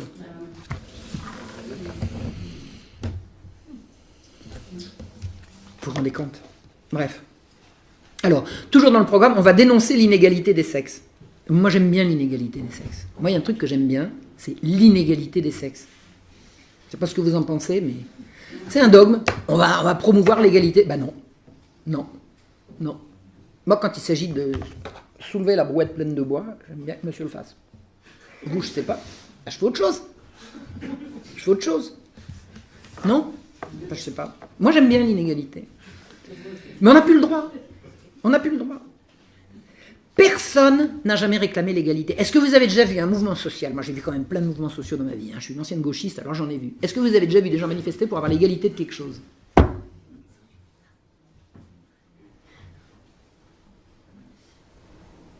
Jamais. C'est un truc qui vient d'en haut. C'est un truc qui vient complètement d'en haut. Personne n'a jamais réclamé ça. De même que la Suède n'a jamais réclamé l'abolition de la fessée, personne en France n'a jamais réclamé l'égalité de quoi que ce soit. C'est un dogme. Il faut absolument être égal, égal, égal. Alors, le texte redit que l'éducation à la sexualité doit commencer avant que les jeunes soient sexuellement actifs. Alors pourquoi? Alors quand vous avez ce genre de questions, vous posez la question pourquoi? Eh bien la seule réponse c'est parce que. Pourquoi? Parce que. C'est comme ça. Ça fait partie du dogme. Donc les enfants, ils ont 6 ans, ils n'ont jamais... Eh bien, on va leur montrer.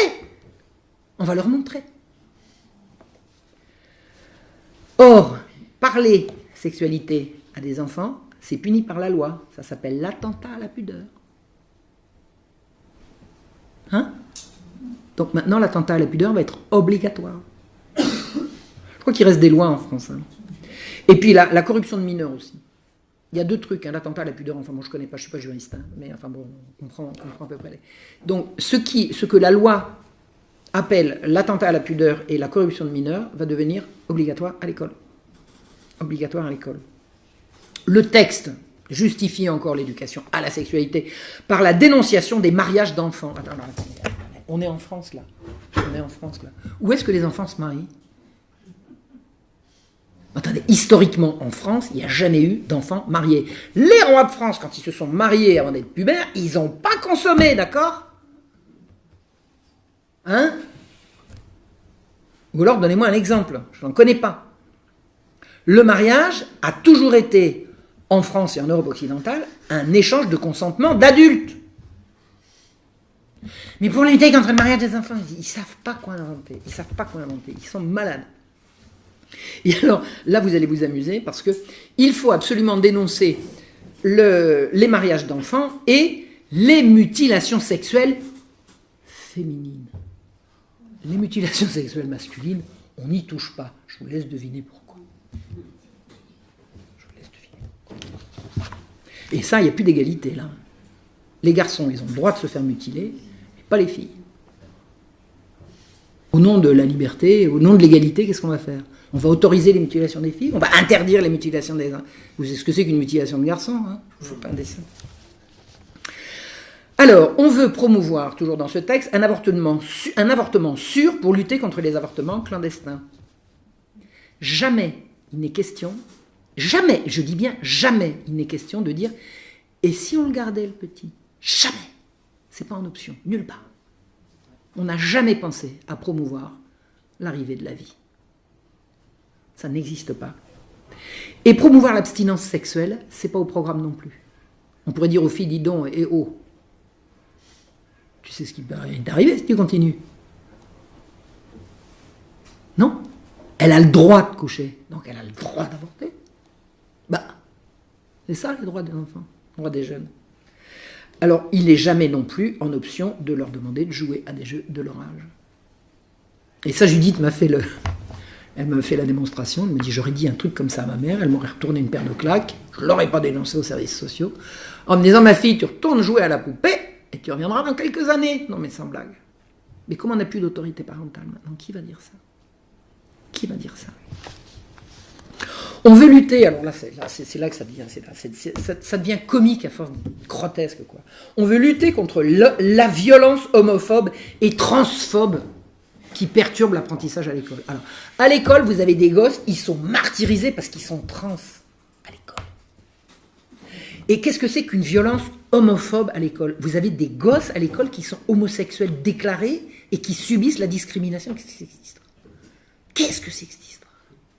Je vais vous expliquer ce que c'est. Vous avez des homosexuels militants, des militants actifs de la cause homosexuelle, qui vont faire de la propagande dans les écoles pour expliquer comment ils souffrent et comment ils sont malheureux et comment ci et comment ça, etc., etc. Donc pour lutter contre la violence, etc., etc. Donc on va faire de l'éducation à la sexualité, à des minots, à qui on va expliquer ce que c'est qu'une sodomie. Excusez-moi, je vous avais dit que je vous choquerais. On veut promouvoir une information sur la sexualité qui soit positive et dénuée de jugement de valeur. Ça va rien dire. Si. Ça veut dire que le sexe, c'est pour jouer avec. Donc il n'y a pas de morale. C'est que l'autre n'est pas un autre moi-même. Il est un instrument de mon désir. C'est ça que ça veut dire. C'est ça que ça veut dire. C'est le diable. C'est le diable. On dénonce l'augmentation de l'accès à la pornographie violente. Alors ça, écoutez, alors, je répète. Nous dénonçons l'augmentation de l'accès à la pornographie violente. La pornographie pas violente, ça va? Ben oui, puisqu'on va dénoncer la violente. La non-violente, ça va. Maintenant, accrochez-vous. Je vais vous donner le programme. Et ça, c'est repris par l'OMS, par l'UNESCO, par l'Europe et par le gouvernement français. Pour les 5 à 8 ans, ça commence à 5 ans, on va commencer par les gaver avec l'égalité des sexes dans la famille. On va dire, les enfants, il faut qu'ils... on va leur expliquer ce que c'est que l'égalité des sexes dans la famille. Vous allez avoir un petit môme de 5 ans et l'institutrice va lui expliquer que papa doit être égal de maman, qui doit être égal de papa. De quoi je me mêle? De quoi je me mêle? En plus de ça, quel rapport avec le sexe? On y vient. On fait lister aux enfants les bonnes et les mauvaises relations. À 5 ans? C'est quoi une bonne relation? De quoi tu parles? On leur fait identifier les valeurs importantes que sont l'égalité et le respect et la tolérance. L'égalité de quoi? Mais attendez, si le gosse, il est l'égal de papa, il faut que papa, il mange pas plus que le gosse? Bah, non. On va faire manger de la bouillie à papa? Mais c'est ça l'égalité. En plus, les valeurs importantes pour qui? Qu'est-ce que c'est que ce truc? Attendez, c'est les grandes agences de l'ONU, ça. C'est ça le machin, me parlait le général de Gaulle. C'est l'ONU qui nous pond tout ça. Et derrière l'ONU, l'Institut Rockefeller et la CIA, etc. C'est sûr, hein. C'est sûr, hein, ce que je vous raconte. Tout ça, c'est les deux sources, hein, je vous ai expliqué, c'est les folies de Kinsey et la pression énorme de la CIA et de l'Institut Rockefeller. Alors, on apprend à des gosses de 5 à 8 ans qu'il existe des touchés corrects et des touchés non corrects, et on leur demande de les lister. Quelquefois, les touchés sont mauvais pour les enfants. Ah oui? Lesquels? Vous imaginez les pauvres gosses. On va leur montrer quoi faire si quelqu'un les touche de la mauvaise manière. Alors attendez, un gosse de 5 ans va se faire toucher de la mauvaise manière par un vieux cochon, on va lui expliquer quoi faire, et puis ça va s'arranger, bien sûr. Hein? Quand le gosse aura dit non, je ne veux pas, l'autre va s'arrêter tout de suite. Vous voyez où on glisse, là? On glisse vers la notion d'acceptation de la sexualisation des enfants, et si l'enfant n'a pas dit non, c'est qu'il était d'accord. Ça, c'est un règlement pour fabriquer des enfants pour les pédophiles. C'est une évidence, c'est une évidence. Les enfants devront pouvoir affirmer, on est toujours entre 5 et 8 ans, les enfants devront pouvoir affirmer que les gens montrent leur amour pour les autres de différentes manières, comme par des baisers, des câlins et des attitudes sexuelles. Des attitudes sexuelles à 5 ans? Montrer son affection à 5 ans par des attitudes sexuelles, de quoi tu parles? On explique que tous les enfants doivent être désirés et soignés. Ah oui, un enfant doit être désiré, c'est nouveau, ça vient de sortir. Et qu'est-ce qu'on fait si un enfant n'est pas désiré? On avorte. On avorte, madame, chez nous. C'est en Angleterre qu'on adopte. Chez nous, on avorte. Ben non, il n'est pas désiré, j'en veux pas. Je le fais sauter. C'est ça. Jusqu'après la naissance, maintenant. Ça s'appelle de l'infanticide. C'est contenu dans tout ça. C'est contenu dans tout ça. Et ça, c'est ce qu'on va enseigner aux gosses dans les écoles à partir de 5 ans. On va leur montrer la différence entre le sexe biologique et le genre. Vous vous rendez compte de dinguerie?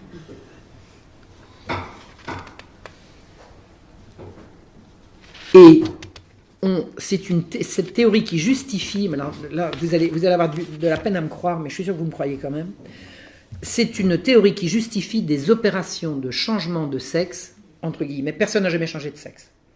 Personne n'a jamais changé de sexe. Si vous voyez un gros barbu moustachu qui donne le sein, c'est que c'est une femme qui s'est fait pousser la barbe à coups d'hormones. C'est pas un homme, d'accord? Donc personne n'a jamais changé de sexe au monde. Au monde, ça n'existe pas. Mais on explique, la petite fille qui dit « Papa, je voudrais être un garçon », eh bien, si elle dit ça, devant qui il faut, on pourra, au titre des droits de l'enfant, et ça ne se fait pas encore en France, mais ça se fait déjà ailleurs, on pourra, au titre des droits de l'enfant, derrière le dos des parents, faire une opération irréversible de mutilation sexuelle pour changer l'apparence.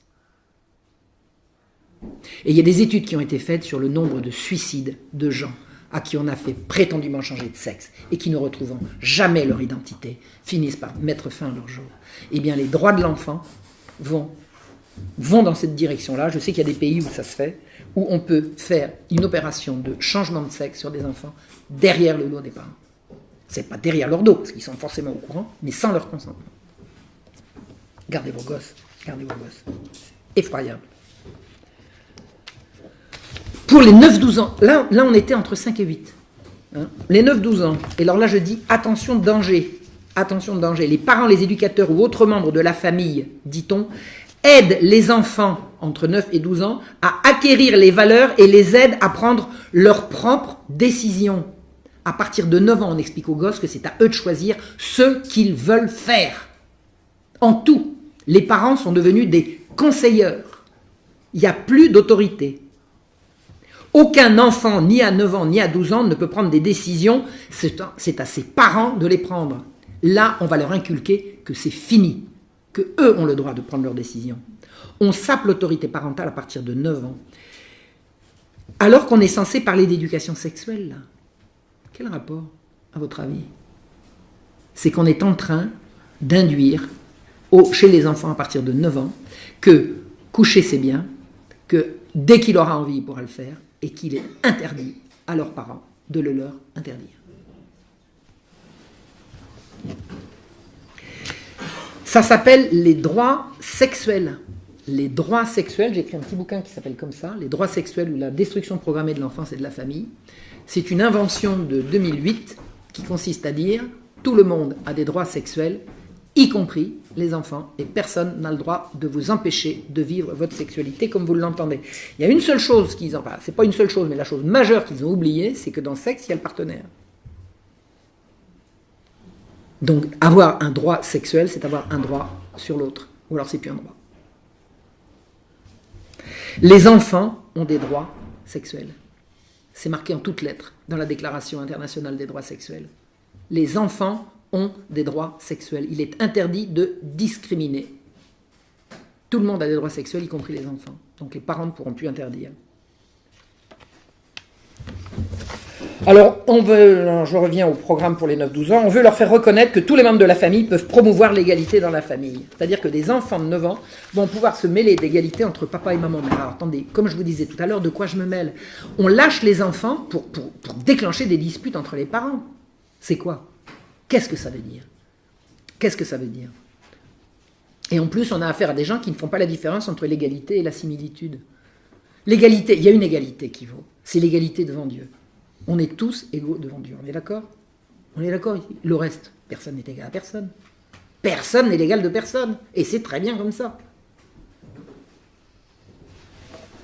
Les valeurs familiales saines, dit-on, impliquent la coopération, l'amour, l'égalité des genres et le respect du... Mais l'égalité des genres, dans les valeurs familiales saines, c'est quoi?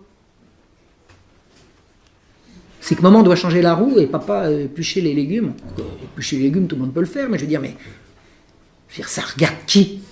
On répartit les tâches dans le ménage comme on a envie, comme on l'entend. Et on va lâcher des gosses pour leur dire « t'as pas fait ci, t'as pas fait ça ». Et dites-moi, dans les valeurs familiales, je reprends coopération, amour, égalité des gens, respect mutuel. Et l'autorité? Il n'y a pas d'autorité. C'est fini. Elle est abolie. Il n'y a plus d'autorité dans la famille. Alors que le propre, quand même, de la famille, c'est le lieu de l'autorité parentale, oui ou non? Sinon, c'est plus une famille. On leur explique. Ils ont 9 ans, c'est ça? On leur explique que la masturbation commence à la puberté ou même avant. Ils ont 9 ans, on leur explique ça. Ça veut dire, qu'ils n'y ont pas pensé avant, donc on va leur suggérer. Pour leur suggérer, on va leur montrer. Vous imaginez? Des textes de l'ONU.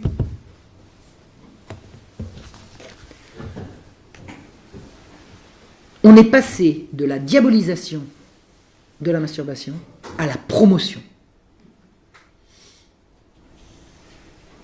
C'est le monde dans lequel nous vivons.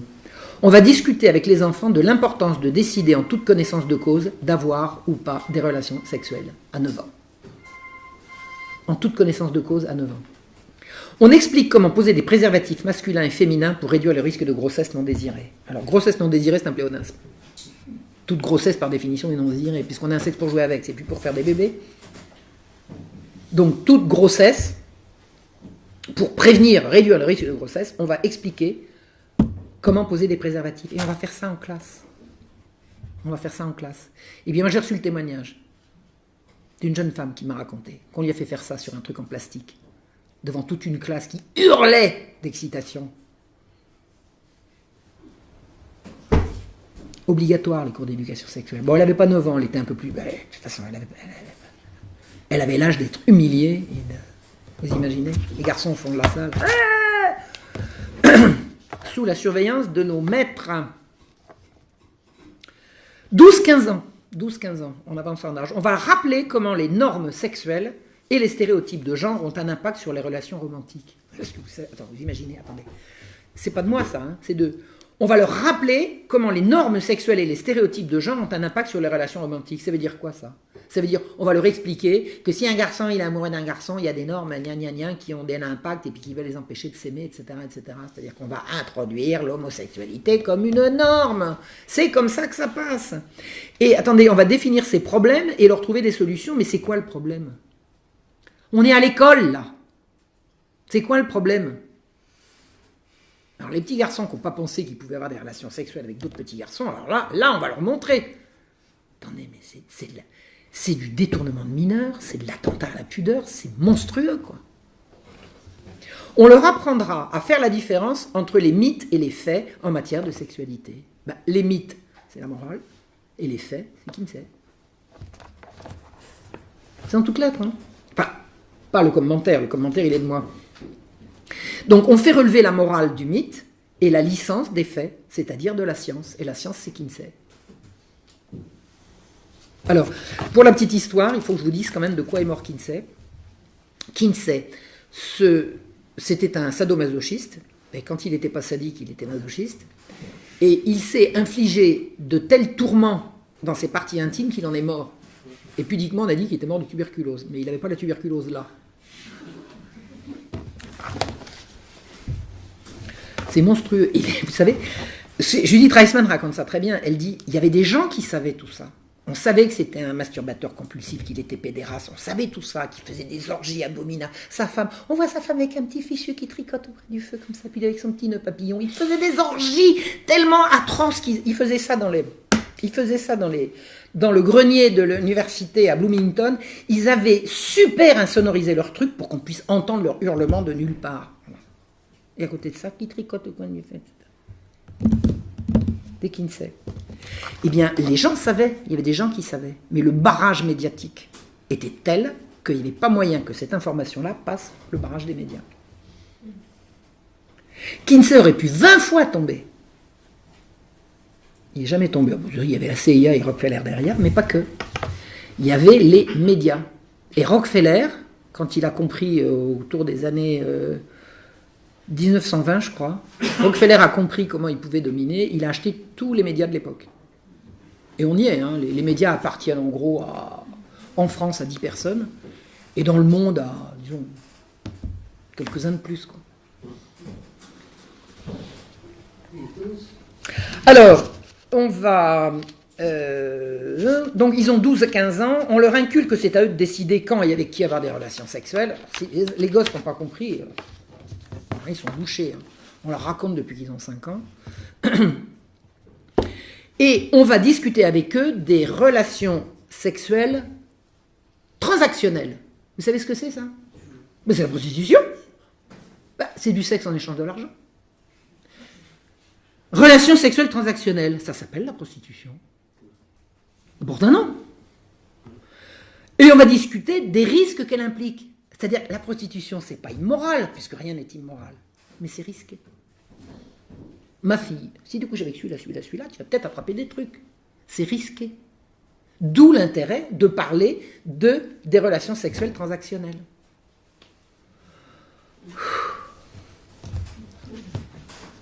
Et comme il n'y a plus d'autorité parentale pour interdire à une fille de faire la putain,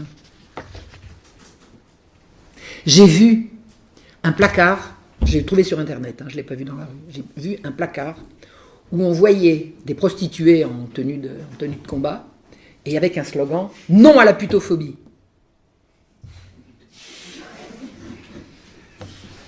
Ça n'a pas été suivi d'effet. Ça va peut-être ressortir. Non à la putophobie. Espèce de pute. Ah, c'est de la putophobie. Bah oui. Ça n'a pas pris. Ça sera pour la prochaine fois. On évoque la contraception d'urgence, c'est-à-dire l'avortement médicamenteux. Savez-vous que les avortements médicamenteux se font à l'infirmerie de l'école? À l'infirmerie de l'école, sans que personne ne soit au courant. J'ai vu un texte qui dit « On autorise la fille à en parler à son père ». Oh ben heureusement. Elle a le droit de ne pas lui dire, mais on l'autorise à lui dire. Vous vous rendez compte de l'hypocrisie du truc? C'est une école de négation de la famille. C'est l'évacuation des parents, ça. On dresse les gosses contre leurs parents. 15-18 ans. Alors, il existe de relations saines et malsaines. Oui, mais ils disent pas lesquelles. Ils disent pas lesquelles. Il y en a, donc il faut en parler. On fera reconnaître que tout le monde peut devenir parent indépendamment du genre, de la maladie, de l'orientation sexuelle ou de l'identité de genre. C'est-à-dire qu'à 15-18 ans, on va leur expliquer qu'ils ont le droit d'avoir des enfants. Mais le droit d'avoir des enfants, c'est la GPA, c'est la PMA ou c'est le trafic? Eh bien, ça s'appelle un droit sur les enfants des autres, dont on a vu l'application en Angleterre. Bientôt chez nous. Parlons transaction. Il y a de quoi dire. On rappellera que les relations transactionnelles peuvent limiter la possibilité de sexe sans risque. Limiter la possibilité de sexe sans risque. Se prostituer. Vivre sa vie sexuelle librement implique de savoir comment éviter les maladies et les grossesses non désirées. Grossesse non désirée, grossesse non désirée, grossesse non désirée. Il n'y a que des grossesses non désirées. Jamais entendu parler de grossesse désirée. C'est même pas ça. Jamais entendu parler dans tous ces textes. Et croyez-moi, j'ai lu des centaines de pages de grossesses menées à terme pour recevoir la vie. Nulle part. Nulle part, nulle part, nulle part. On insiste sur les risques de l'avortement bricolé, façon de promouvoir l'avortement libre et gratuit, l'avortement bricolé. Alors c'était la justification de Simone Veil. Moi je me souviens des débats de Simone Veil concernant la légalisation de l'avortement, c'est que les avortements bricolés faisaient des morts. Des femmes qui voulaient absolument. Et c'est l'argument qui a été utilisé, alors que maintenant c'est loin derrière. Moi, je crois à la sincérité de Simone Veil quand elle a défendu son projet. Je me souviens, elle était très très émue. Je m'en souviens. Alors, on insiste pour dire que l'adoption est une option pour les gens qui ne sont pas prêts ou pas capables de devenir parents. Pas prêts ou pas capables, ça veut dire quoi? Pas capable, ça veut dire homosexuel éventuellement. Pas prêt, ça veut dire quoi? Si vous n'êtes pas prêt, vous n'êtes pas prêt à avoir des enfants, vous êtes prêt à en adopter, ça veut dire quoi? Ça veut dire quoi? Mais ça veut dire, pas capable, ça veut dire homosexuel, c'est-à-dire que tout le monde a le droit d'adopter, y compris un homosexuel seul. Un certain Frédéric Mitterrand, qui s'est jamais marié, qui n'est pas ni en couple ni paxé, il a adopté. Un garçon. Garçon. Bah. Bah.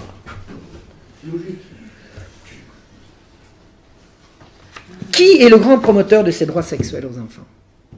Numéro 1, l'Organisation mondiale de la santé, l'OMS, qu'on a vu à l'œuvre récemment.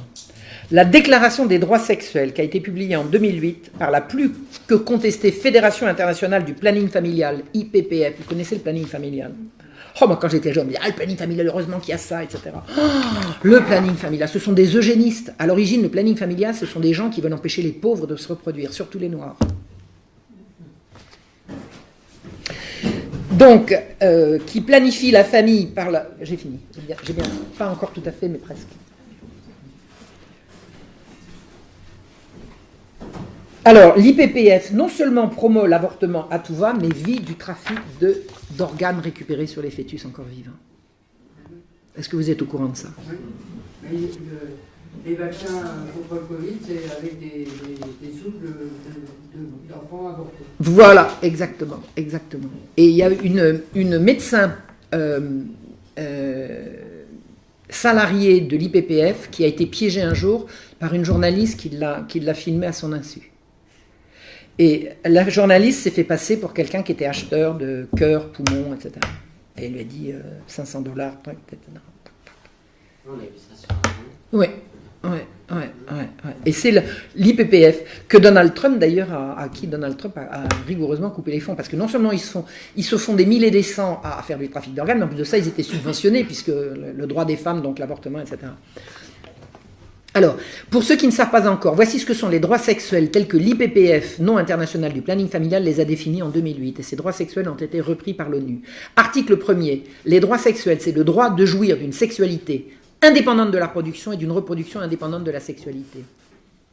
À quel titre? C'est-à-dire qu'il n'y a plus aucun rapport entre faire l'amour et faire des enfants. Pourquoi? Parce que. Il n'y a pas d'autre réponse.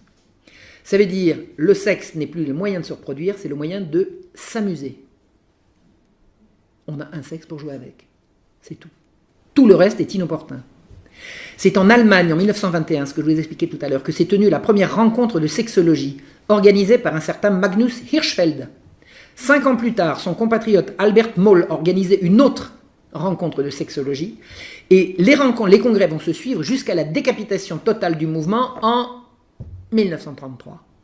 Adolf arrive au pouvoir, quick.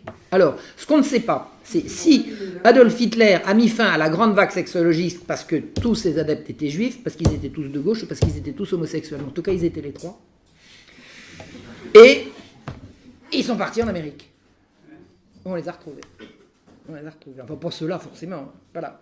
Donc, l'OMS promeut tous les textes les plus délirants en direction de la sexualité des enfants, de la sexualisation précoce, de l'éducation à la masturbation dès l'école maternelle. Et, comment elle s'appelle Marlène Schiappa a dit « C'est pas vrai que gna gna gna gna gna ». Elle me visait, hein, parce que j'avais sorti une vidéo en disant « Alerte, alerte, il y a péril en la demeure ». Elle dit « C'est même pas vrai ». Ah non, c'est pas vrai. Moi, j'ai sorti le texte, j'ai dit « Ça, c'est quoi ?» Alors, je lui ai pas donné à elle, parce que je fréquente pas ces gens-là, mais je l'ai mis sur Internet, je lui ai dit « C'est marqué là, attendez, c'est marqué là. Arrêtez de dire que c'est pas vrai. » Ils mentent.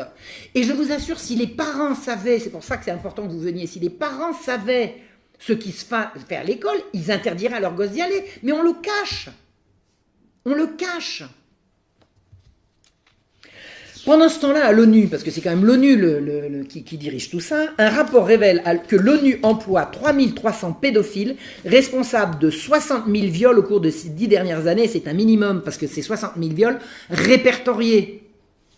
Donc l'ONU emploie des pédophiles. En plus des 3300 pédophiles qui travaillent pour l'organisation, des milliers d'autres agresseurs sexuels prédateurs ciblent spécifiquement les emplois caritatifs pour se rapprocher des femmes et des enfants vulnérables. Vous êtes un pédophile, qu'est-ce que vous allez pouvoir faire d'intéressant? Ah ben je sais pas moi, sur un tremblement de terre par exemple, brancardier et tout. Servez-vous. Qui est-ce qui va vous arrêter? Vous imaginez les situations de détresse? C'est le diable.